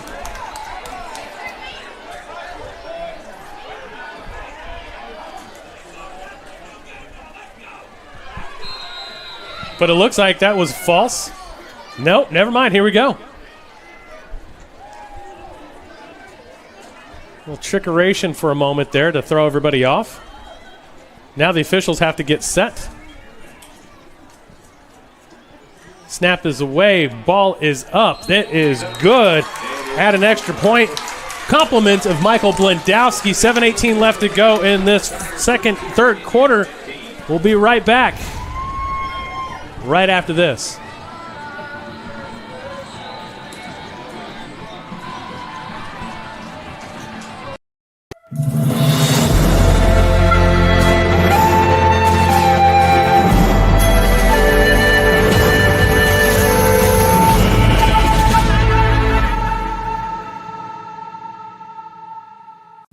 Semi-Pro Saturday is brought to you in part by 950 Ways Graphics. Professional graphics for players, coaches, and teams. Trust the pros at 950 Ways Graphics and look them up on Facebook at 950 Ways Graphics. There's no place like home. Whether you live in Oklahoma, Arkansas, or Missouri, Realty Mart USA is your go-to real estate company for residential, commercial, agricultural, or land. We believe in strong connected communities and sponsor local events. Realty Mart USA, supporting our communities, supporting our future.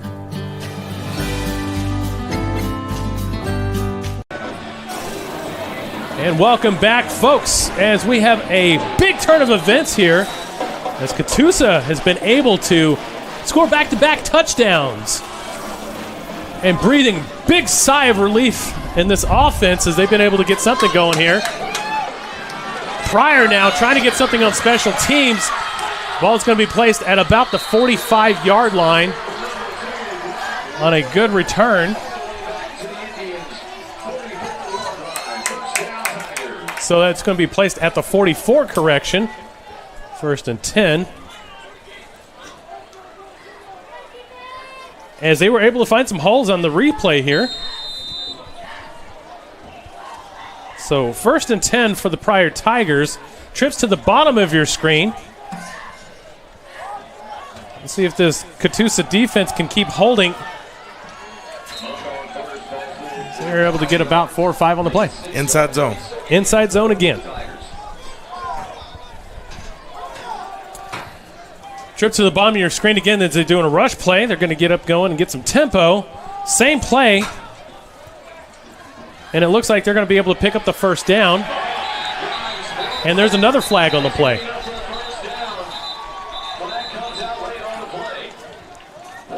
That's going to be a face mask against the Catoosa Indians. You know, sometimes whenever you're just trying to tackle and it's in a big push, sometimes you just get a face full of mask, you know? A handful of mask, and there's a 15-yard penalty, unfortunately. So the momentum is shifting a little bit now, and the Tigers favor. As they line up in the same formation, bunch trips to the bottom. 6:37 left to go in the third quarter. Another inside run, trying to bounce it out to the B gap. Takes up a few yards on the play. Yeah, that's number 9, Brendan Monk for Pryor, and he is their bell cow. They are going to keep giving him the ball, keep the clock moving.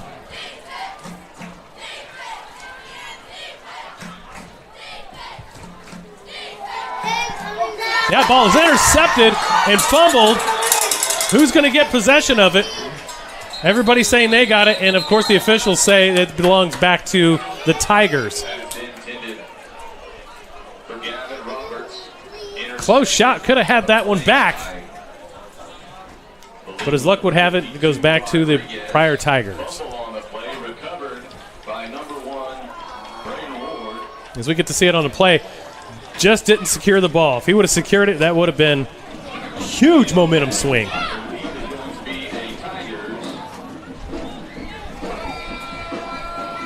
As you're talking about Monk being big, heavy ball runner, our own Carson Smallwood actually graduated here from Pryor and still holds the record for running back all-time yardage. Shout out to Carson tonight. As Ward's going to hand it back off to the inside. This time it's snuffed out. Stopped by Catoosa. He wasn't going anywhere on that play. As we see that one again on replay. As this time, the Indians saw Richardson, they snuffed that out. They knew it was coming. Yep, they certainly did. They went to the well one too many times on that play. This time Ward's going to have a man in motion, going to throw that in the inside one more time. Nothing doing on that play again. And this defense is really starting to show. And we got ourselves an injury on the field. And they're going to attend to it. We're going to take a quick break. We'll be right back.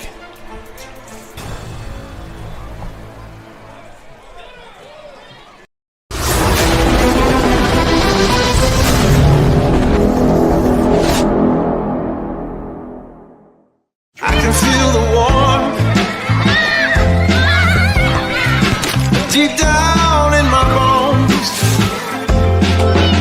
I know that I am home. I miss him too. Love brings us here. Together's where we all belong. You're my home. My home. And we are back. Had some cramping going on. Logan Hargrove had to come off for a set. As you know, you got to keep yourself hydrated. I like pickle juice myself. What do you think, Kyle? Pickle juice is incredible. Ward is looking back, and he finds somebody in the outside, uncovered. That should pick him up the first down yardage. Tigers. And it is enough for a first down. As there was nobody around him within about 7 yards.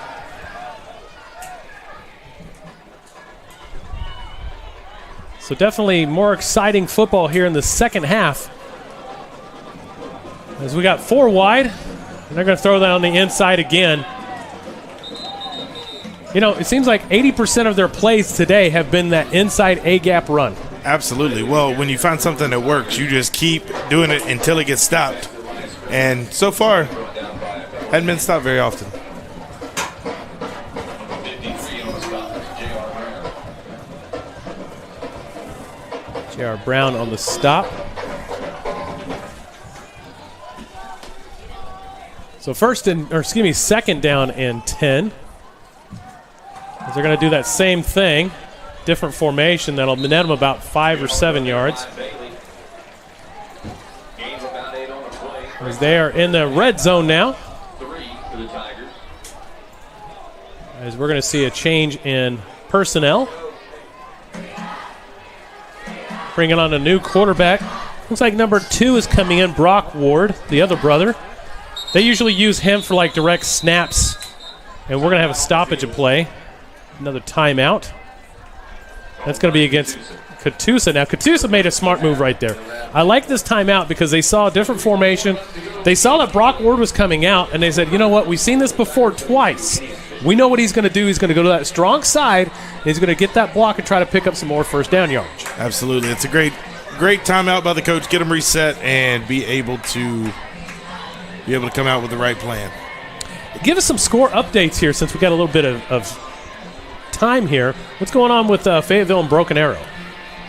Yeah, we got Broken Arrow 16, Fayetteville 8 in the third quarter, and so yeah, it looks like Broken Arrow is looking to build on last week's win. Yeah, we're going up against a pretty tough 7A team. Yeah, Fayetteville, Arkansas. All right, we're getting back to action now. They keep Brock Ward in with that same formation. They haven't made any change whatsoever. Let's see if Coach Guerrero has been able to make a change on defense. They're bunched up, 8-9 men in the box, and they just stuff it. So it's going to be fourth down, as there was nothing doing on that play. He gains about Good defense. half a yard. Not enough for the first. It's fourth down Tigers. So it's going to be fourth down for the Tigers. They're keeping Brock Ward out there. They're going to try that belldozer package we saw back in the Oklahoma days about 10 years ago. They're getting the splits tight. Going to try that left side, and he's going to get stuffed again. He's not going to get it. It's going to be 1st and 10 for the Indians.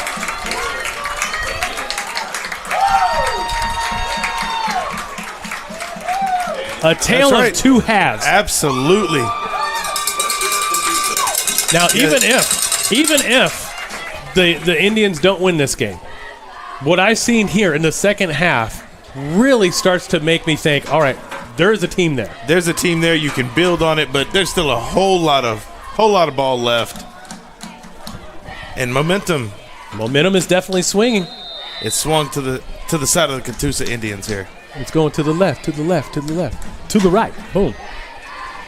O'Neal back now. He's going to hand this one off. No, he's going to take it himself. He's going to the outside. He's trying to run for his life to get to the outside. Tight ropes. Man. And show some great athletic ability right there. He's close to the first down. He might be a yard, maybe two shy. But a good run right there to keep the momentum going. Doing it on his own accord with his own legs.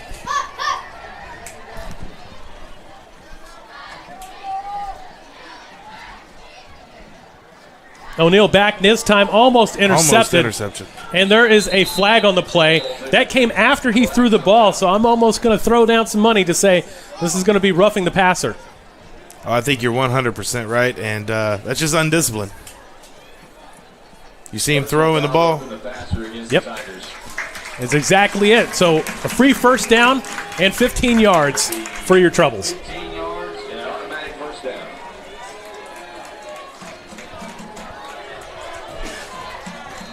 Let's talk about some more scores coming up here. Looks like Bixby at Page Sandites. Not even a close contest, 36-7. Stillwater's beating Union 21-0 at halftime. Wow. Sperry and Vertigus in the third quarter, 26-22.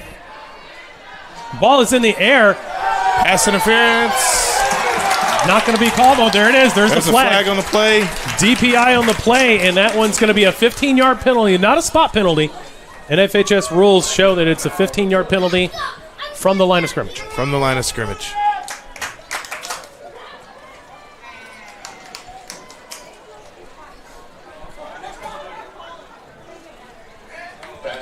So DPI against the Tigers, and back-to-back penalties that have given up 30 yards. So they're going to mark that one off. Move the chains.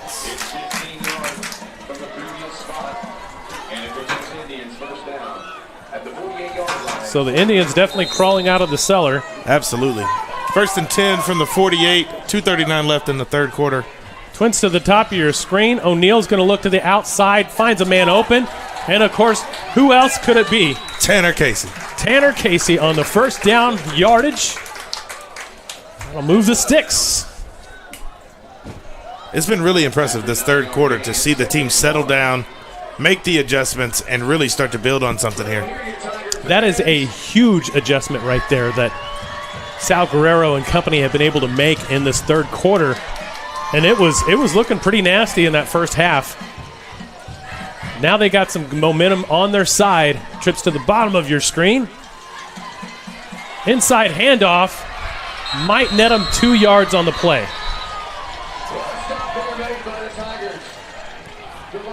J.C. Richardson on the carry. It's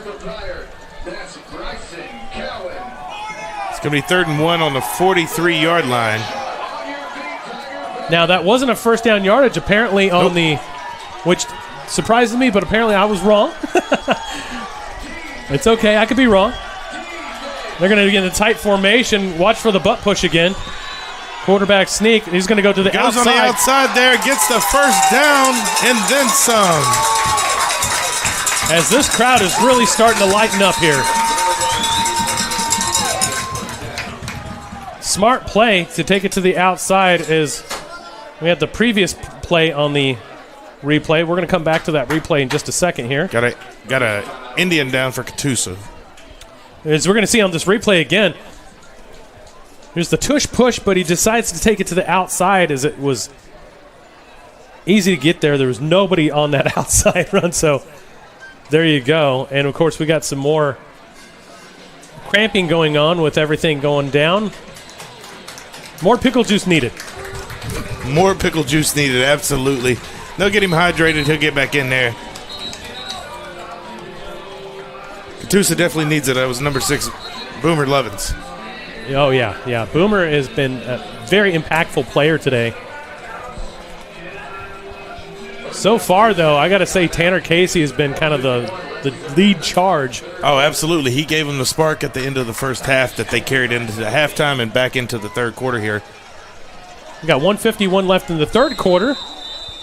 The Indians are driving.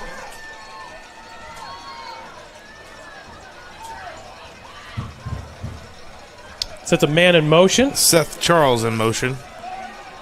We twins to the top of your screen. Bad snap. Bad snap. Get on it. O'Neal got it and was able to retain. There is a flag on the play. O'Neal has to pick it up and go himself. Brought down behind the line of scrimmage. Now, he was stopped behind the line, but we'll see what the flag is on. So, officials trying to talk it over. It's going to be personal foul against on the a Tigers. face mask, another 15. Wow. That's going to be super frustrating if you're a Tigers fan right now because you saw a 32-point lead reduced, and now you're making back-to-back to back-to-back. I mean, on the same drive, we've got 3 personal fouls. 45 yards. Man.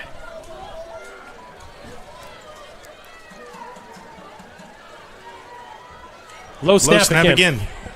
O'Neal is going to try to find somebody, and it's broken up by two Tigers. Prowling Tigers, if you will. Yeah, Noah Curtis for Pryor got right through the line and gave that pressure, made him have to throw it ahead of time. She got 2nd and 10 from the 27, minute 17 left in the third. I like what Guerrero's doing with O'Neal and getting him outside of the pocket, getting him on some rolls. Give him some space because the line has been struggling all day long. He's going to have to find something outside. He's going to find it again, number 5. And so O'Neal's able to pick up about 5 or 6 on the play. When it had to be something that the coaches for Catoosa saw in the first half, that the defensive linemen were going north and south. They're not very good, as we're seeing in the second half when he rolls out of the pocket. Their pursuit is not what they might have thought it was. Exactly. So 3rd down and 5. This is 4-down territory. Absolutely. Line to gain. It looks to be about the 17-yard line. Ball's in the air. Tanner Casey again. Did he get the first down? So just shy. 4th and a yard? Maybe 4th and 1, 4th and 2 maybe. Kind of hard 4th to and tell. 1 from the 23, 48 seconds and counting. Push. Stoppage of play. There was movement in the backfield that's going to go against the Indians. False start. Didn't pay attention to the snap count. So that's going to be 4th and 6. So 4th and 6, 4th and 7, somewhere around that neighborhood. Kind of play you're calling right here, Kyle. Again, you go back to what works. Roll O'Neal out of the pocket, and I would throw a tight end into the flats. High percentage, make the defensive line or linebacker bite or not, and maybe a slant across the middle for number 8. Yeah. We'll see what happens. 7 and out. Tigers are creeping in. They're going to blitz. O'Neal's going to throw to the outside. That ball is going to be thrown, but and pass interference. There is another flag on the play. We'll see if it is. Definitely some fighting going on. Foster was in coverage on that play, and the posturing looks like it's going to be against the Tigers. It's holding now. So it's an automatic first down. Automatic first down. That's huge. It is. Keeps the drive alive with 27 seconds to go in the third quarter. Catoosa Indians driving.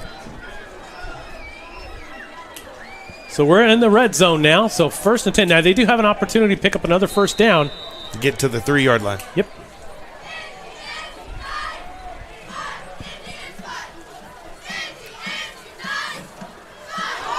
Movement on both sides, but that's going to go against the Indians. Got to pay attention to the snap count. It's kind of a vital thing, Kyle. It is, and hope you don't call the same play, because when one O-lineman jumps like that, you kind of know he was trying to get down, maybe pinch a block. That's going against the Tigers because the Tigers moved first, which drew off the tackle. Wow. That is that's the 4th penalty right there. 4th or 5th? 5th penalty. 5th penalty. There we go. Just had the holding and then encroachment, offsides. O'Neal's going to call his own number, try to get to the inside. He's going to get it! Touchdown, Catoosa! Brogan O'Neal, number 5, calls his number with 22 seconds left.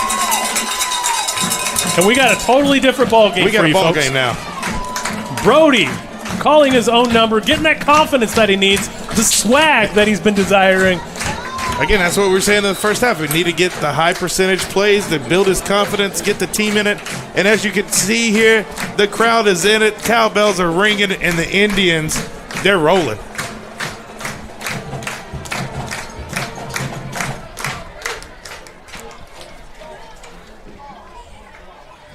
Kick is up. And it is good. Kick is good. A 10-point game with 22 seconds left in the third quarter.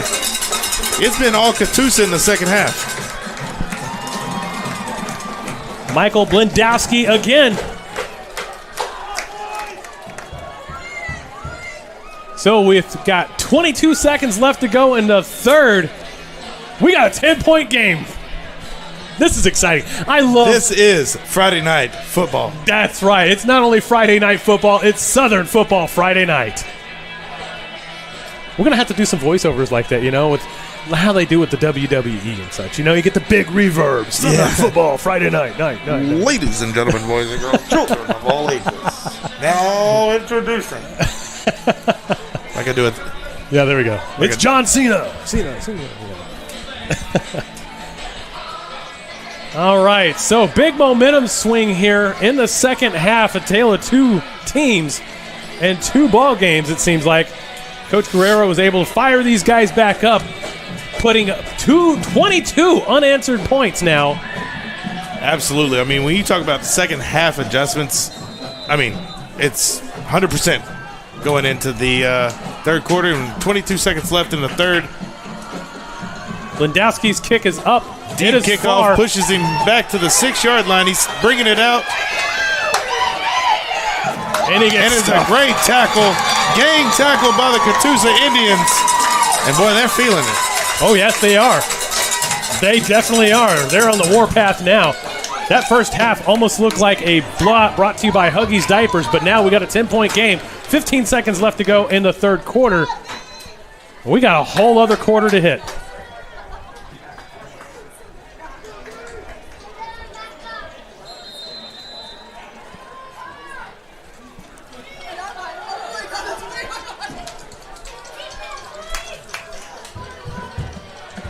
So Pryor now deep in their own territory. And they're going to take it to the outside. He's got room. He's got a big gain right there. And that's going to be ball at the 40. Touchdown saving tackle, number 33, Devin Johnson. 44-yard line. And they're doing a hurry-up offense now, getting the tempo.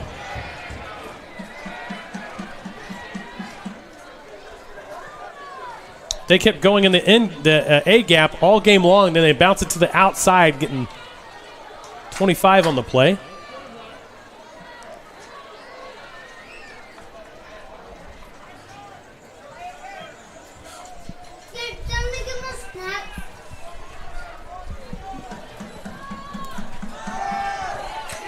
Nothing doing. Number 6, Boomer Lovins, blew up that play, got in the backfield quick. Ba-da-ba-ba-ba. He's loving it. At the start of the fourth quarter, Pryor 32, Catoosa 22. 12 minutes to play, folks. Fourth quarter, the crowd is in it. And we'll be right back, right after a message from our sponsors.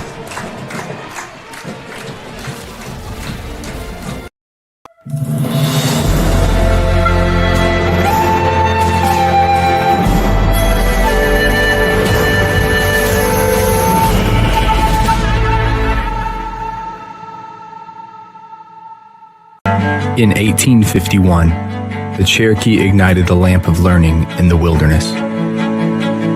For more than a century, this has been a gathering place where minds are developed and lifelong relationships are made, where dreams find direction. The lamp burns brightly still at Northeastern State University. Okay. Welcome back, folks, as we are prepared for the fourth quarter now. Second down and 12 at the 42-yard line. The Tigers are going to have to jump on the outside. Ward almost gets hit. He's got a man open, but no good. That brings up third down and 12. And that was a great stunt by the defensive line and linebacker. They put the pressure on him, made him throw, but didn't do a late hit. Smart play by the defense. Very smart. Very well disciplined right there. So third down and long. And they're able to get some penetration now, finally, to get to Ward. Absolutely. It was a great stunt. Linebacker and DN made that. 11 in motion. Ward's going to look back and try to get in the A, but he gets popped. Wow. He does not pick up the first down, it appears. We'll see where the spot of the foul ball is. He might have. Oh, 4th and 1. So they're going to get a fourth. So it's going to be shy. Oh, nope. They're going to give it the first down to him, so they're going to move the sticks. I would have gone for a measurement there. Yeah. I definitely would have gone for a measurement, but I'm not on the field, so it doesn't matter what I say. So 1st and 10 for the Pryor Tigers at the 45. They're going to go through the A gap again. This time they're going to be stuffed. There was nothing doing there. A whole host of white jerseys.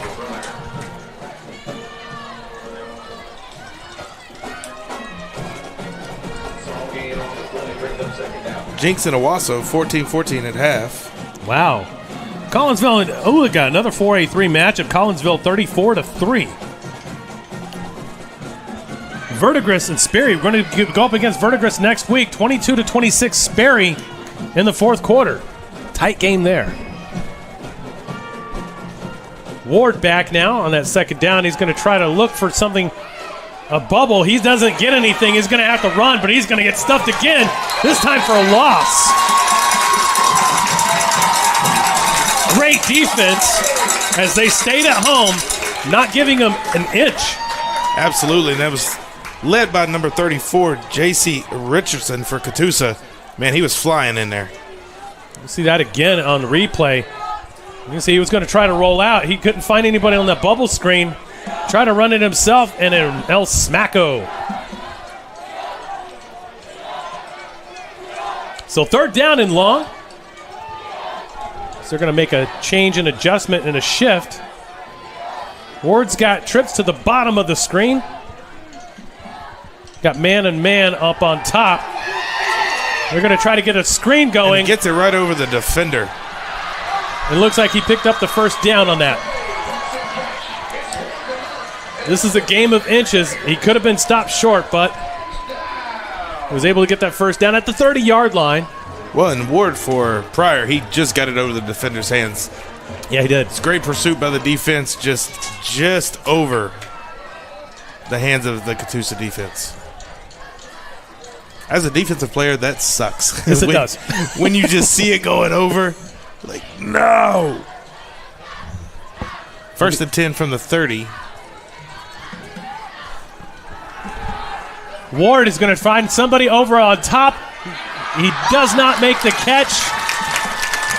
And that was it. Some more scoring updates right now. We got Grove, another 4A3 contender, taking it to Veneta by a score of 34-0 at halftime.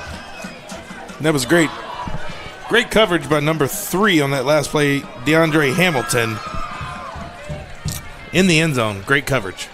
More scoring updates from you. Miami up 43-13 against Tulsa Noah Homeschool. So 2nd down and 10. Trips to the top of your screen this time. We're going to try that play action again with that bubble screen. You know, I've noticed that they've been running four design plays is all they've been doing on this second half. And it's usually run them the A gap, bubble screen to the outside.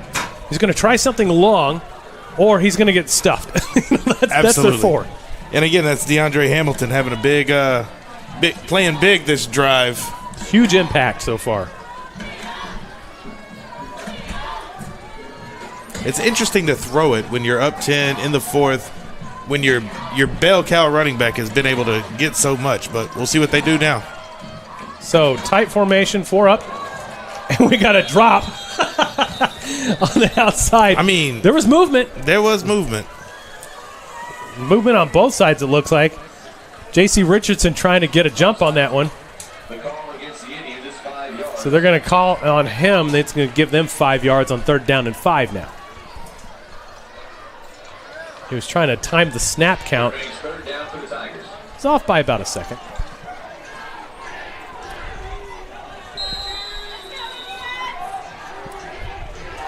Makes it 3rd and 4 from the 24.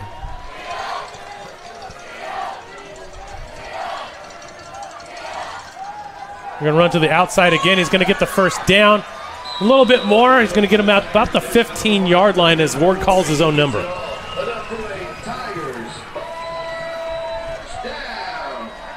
Yeah, and if I'm Pryor right now, I'm letting every second run off the play clock before I snap the ball.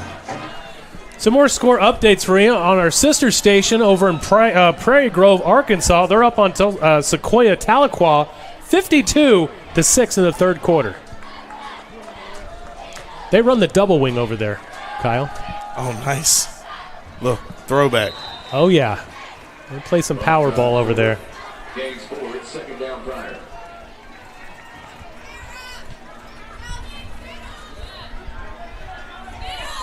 Lincoln Christian and Heritage Hall. Tight game in this one in the third quarter. Lincoln Christian's up by 21-20.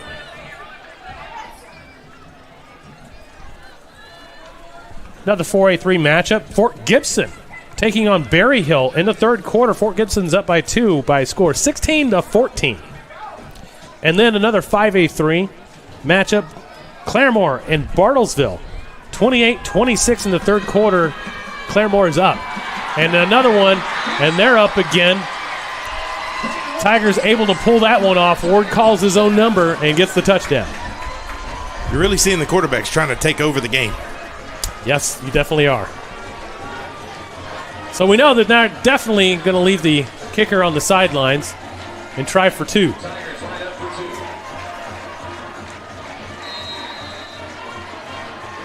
So we got a 16-point game now as it stands.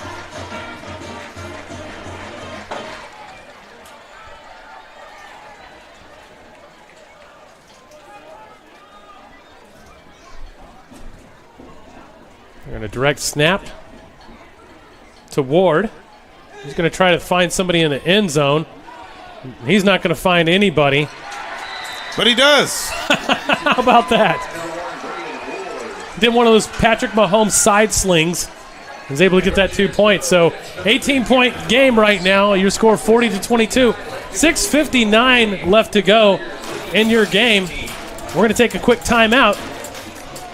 You're watching the Southern Football Friday night on the Southern Sports Network.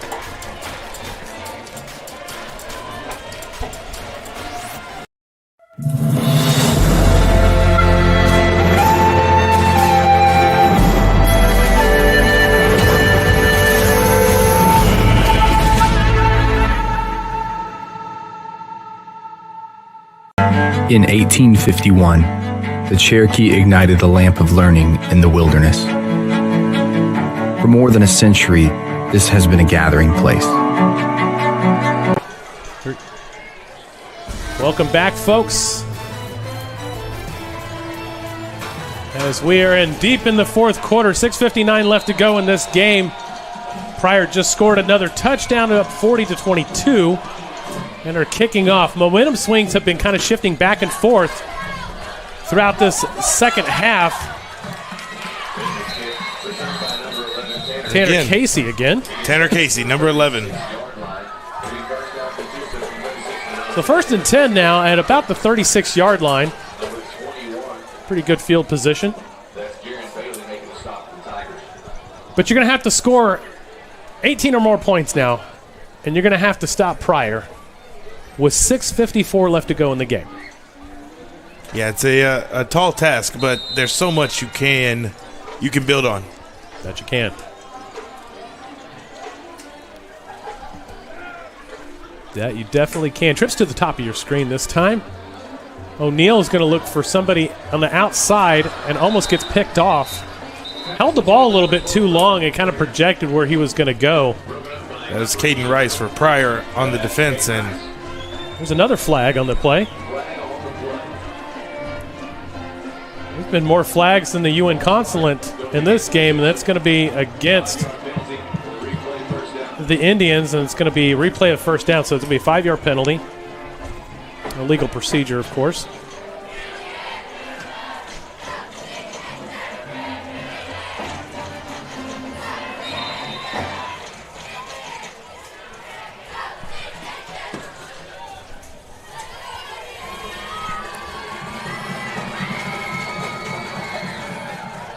O'Neal's going to throw it to the outside. Throws it just a little bit too far.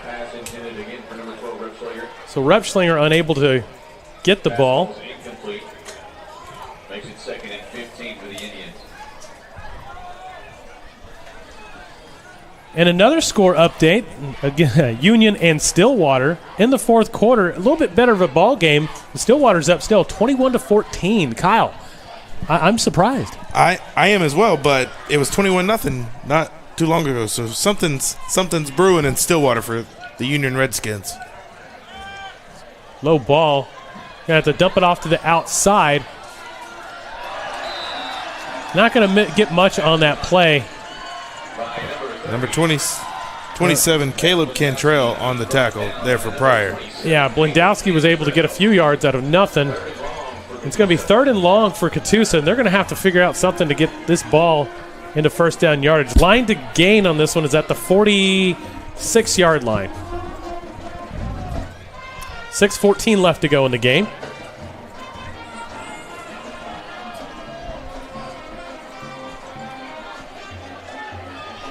And a little hook and ladder. Oh, my God. Now he's going.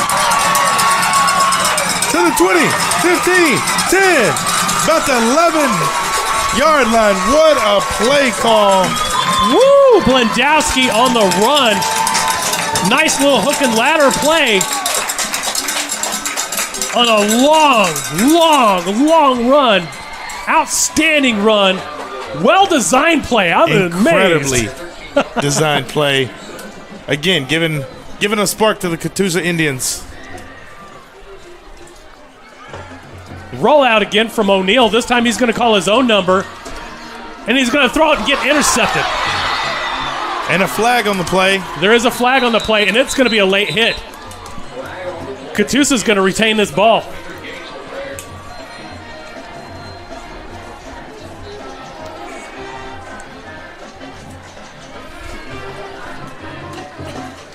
Or is it going against Catoosa?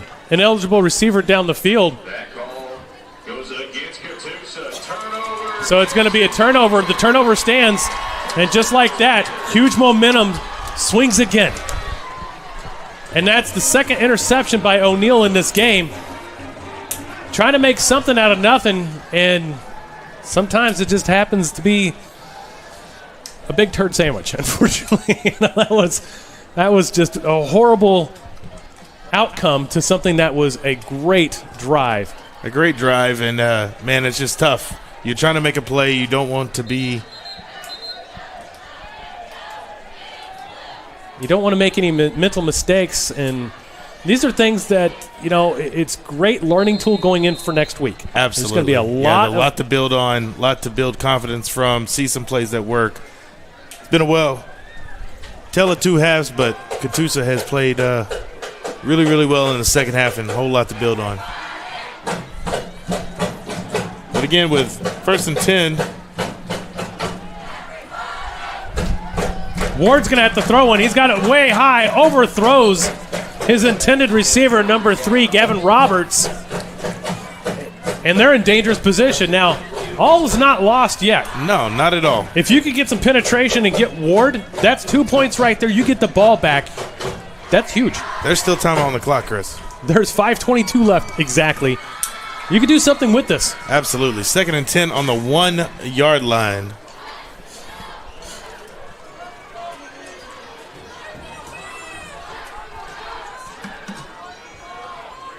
Inside handoff. Not going to get much. Nothing. He did get out of the end zone. It's going to be about the same spot. So it's going to be 3rd down. 3rd down at about the half-yard mark, because that could have been close to a safety. It could have been.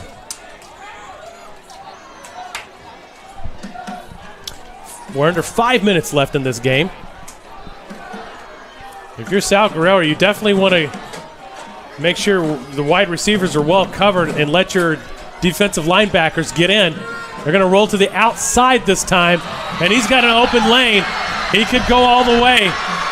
He's being chased down, but he's got plenty of room. Ward is going to get this touchdown. 100 yards. Touchdown, Tigers.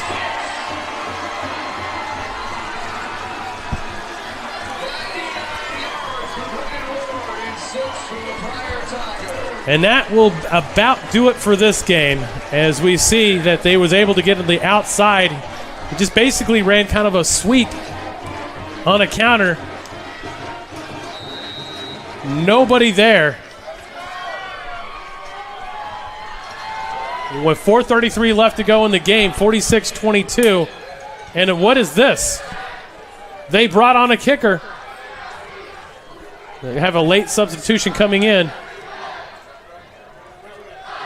Coming out Rudy style. Ball's on the ground, kicks up in the air, and it's good. So your score, 47-22, with 4:33 left to go in the game. We will be right back.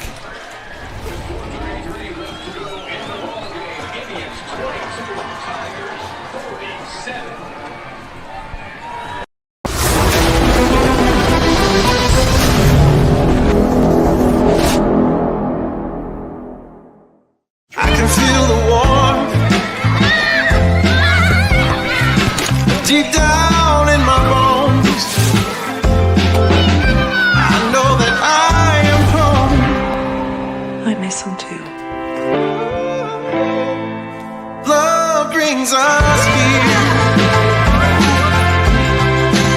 Together's where we all belong. You're my home. My home. Welcome back, folks. 4:33 left to go. Pryor just pulled off 102 yards, to be exact, on a quarterback keeper to get him out of the end zone and score 7 points. They actually brought on a kicker. I don't know where this guy's been at. He looked good. Pryor kicks off again. And again, Casey with the return. Let's see if he can get some blocks and get something out of this. He's got a couple there. He's able to get something out to about the 40-yard line, maybe at the 39.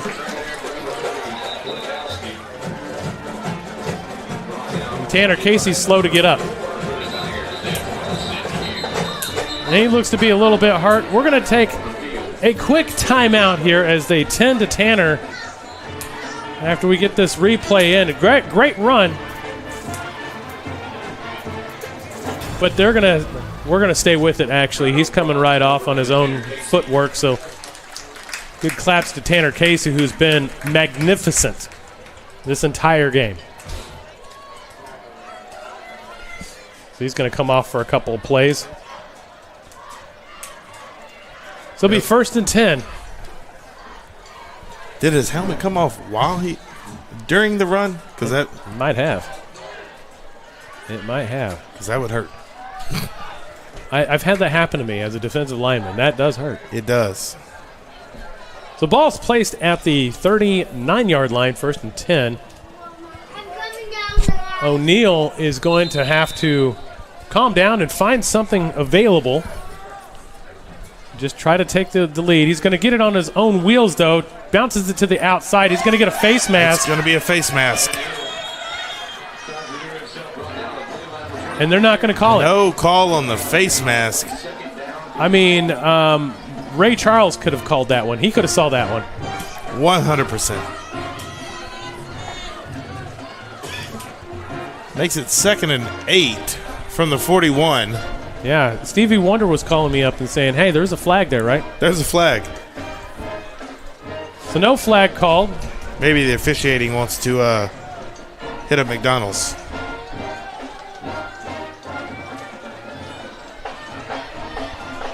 Ball was thrown into coverage, intended for Blendowski, but a little bit too high again. O'Neal's going to have to calm down and bring these balls down and really get through his entire motion of throwing motion to be able to be spot on. Be able to hit him on stride. So lots to learn in week 1. They were able to put up 22 points. See if they can put up a few more before the end of this one. 3rd down and about 8. Line to gain is at the 49-yard line. We're going to take a timeout. Let's check some scores. At this time, we'd like to recognize our Pryor High School cheerleaders. We'll start with Zaylee Chavez, Alexis Cox, Michaela Gonzalez. So here we go. Broken Arrow in Fayetteville. Huge change in momentum. Fayetteville's coming back in the 4th quarter. 23-16 over Broken Arrow. A tough one right there. Union and Stillwater. Stillwater's putting up another clinic today, 28-14 in the fourth. Bixby and Sand Springs, 36-7. Bixby and Owasso and Jinx. Battle of the Burbs almost. Owasso's up 21-17 over Jinx. Owasso, hey, they're looking good this year. Owasso's got a team. Yeah, they got a team. They're looking like a contender right now. Coach Graham's got them boys playing well. Certainly do. To beat off the number 10 team last week and still come in with a bunch of fire. Woo! Twins to the top of your screen. O'Neal's going to have to drop out. He's being chased. He's going to just throw this one away. It's going to be fourth down. Pass ball's incomplete. Pressure in the backfield being put on by number 57, Noah Curtis, and number 10, John Whipple. Fourth down, Catoosa. So fourth down, Catoosa here, and you know they're going to go for it. They're going to go for it for sure. Because they've got nothing else left to lose at this point. Coach Guerrero telling them to go get it. He believes in his boys for sure. He's disappointed that they haven't performed like they should, but they've had some spurts. They definitely have. And you see what the team can be. Oh, absolutely. They've got a lot to learn this week for sure. Going into next week, the Battle of the Blue Whale, that ball is almost intercepted. Doesn't matter because it's a turnover on downs. It'll be 1st and 10 Pryor with 3:26 left to go in this game. Some more score updates for you. Glenpool at Skiatook. Skiatook is up on Glenpool 16-13. That one's actually finals, so Skiatook getting the first win of the game or the year. Miami against Tulsa Noah. That game is final 50-13 Miami. Some more scores. Final in Prairie Grove, our sister station out in Arkansas, 59-13 against Tahlequah Sequoia. That's 59 points, almost 60 points on a double wing team. Wow. I think with we're seeing some big time, the big pretty football coming back with fullbacks and wings and. Oh yeah. Timeout, Catoosa. Chris, we talked about the Stillwater Arkansas game this weekend. Arkansas's got a fullback on the depth chart. Wow. They haven't had a fullback on their depth chart, oh goodness, since when? Let's see, the Power 3 was in there. That was the big one. And then did you see that the Chargers, they took their defensive end, 6'4", 260, and put him at fullback. Wow. I'm loving the return of the fullback. The return of the fullback, baby. And that's something that I love seeing, that power football, because it gives a dynamic. Everybody went to finesse ball for a while, which was flashy. Put up a lot of points. It was exciting and everything. But when it comes down to it, control of the ball means more than just a flash, because if you got a good defense that can defend against it, what do you got? Absolutely, and I think it's a response to the longer seasons that we're having. Yeah, 18-game season this year. Hand off into the inside. That's not going to do anything. Brought in a new back on that one. That's number 13, Kendall Kelly. It looked like for Catoosa, number 68, Zach McGuire. Part of the McGuire clan. Second down, Tigers.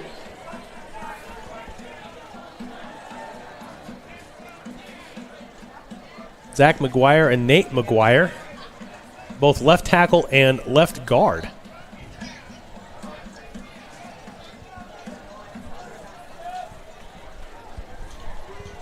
Another inside run. That one's snuffed out. Going to be a loss of about 3 or 4 on the play. As Pryor's just trying to run out the clock and close this one out. They will go 1-1 on the season. Catoosa will start the season 0-1. Some sparks of brilliance, and they had some fire in them, which I think we're going to see a lot more of that next week.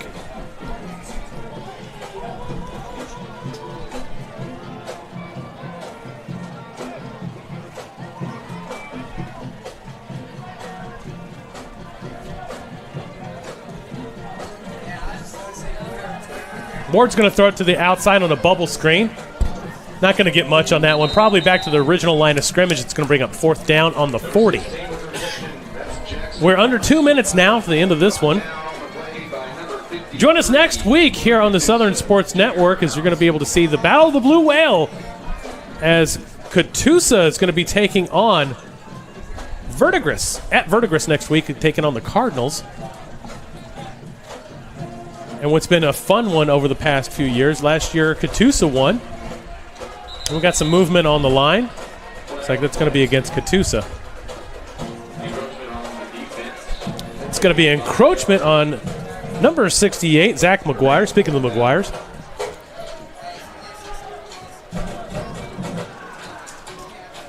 Says a lot about this Catoosa team that they are still playing hard. They're still fighting. There's time on the clock, and they're still going after it. So $1:25 left to go in this. So 4th down, and they're going to go for it. Play clock is at 25 seconds. Once they snap this play, it'll be about 50 seconds left.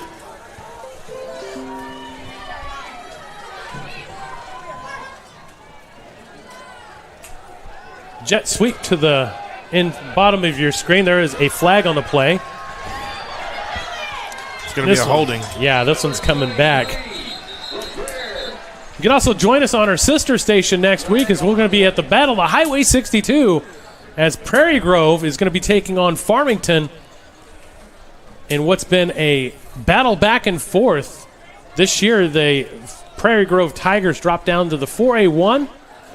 The Farmington Cardinals have been staying at the 5A. So it's going to be a non-conference game in week 2 as opposed to the last game of the regular season as we've had in a few years past. So join us next week for that one. It's going to be a great game.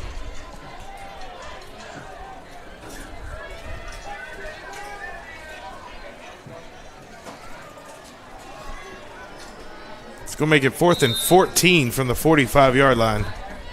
52 seconds to go. And join us back here also on the Southern Sports Network Sunday, October the 20th for the 3rd annual Victory Bowl in Catoosa, Oklahoma. 126 of the best semi-pro football players will be converging for a title spot on several of the arena teams. We got live halftime performances, great barbecue that's going to be fed there, and we got all sorts of fun. Join us there in Catoosa on October the 20th.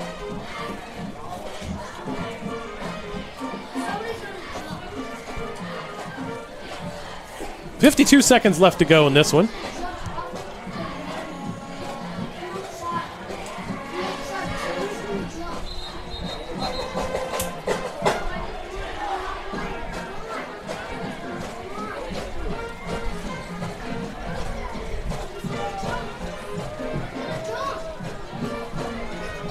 As we're lowering down to the last few final seconds, 4th down and about 15 it looks like. As Ward's back. And he's going to punt the ball. This ball is going to travel down to about the 15, 16-yard line. So 1st and 10 for the last drive for the Indians. 43 seconds left to go in this game.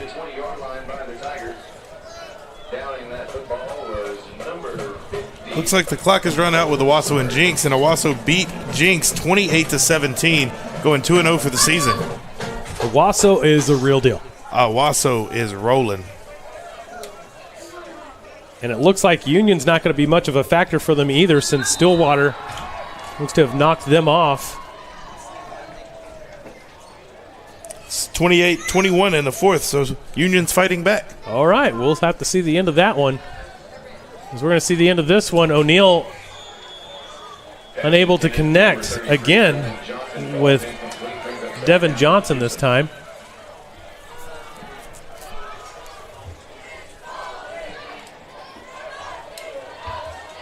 So 39 seconds left to go.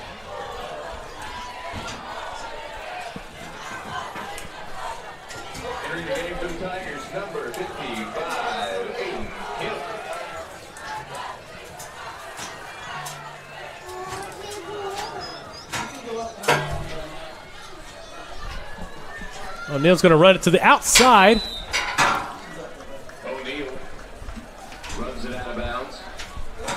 runs it out of bounds, so that's going to stop the clock again. So 3rd down and 10. 3rd down, Catoosa.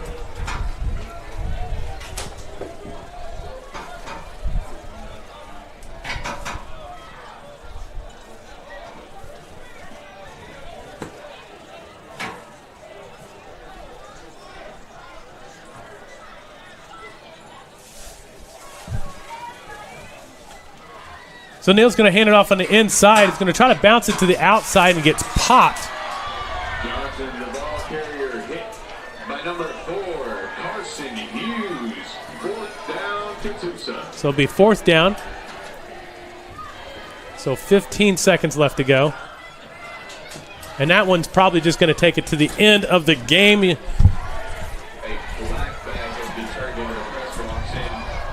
And as the clock winds down, that's your ball game. And that is your ball game, folks.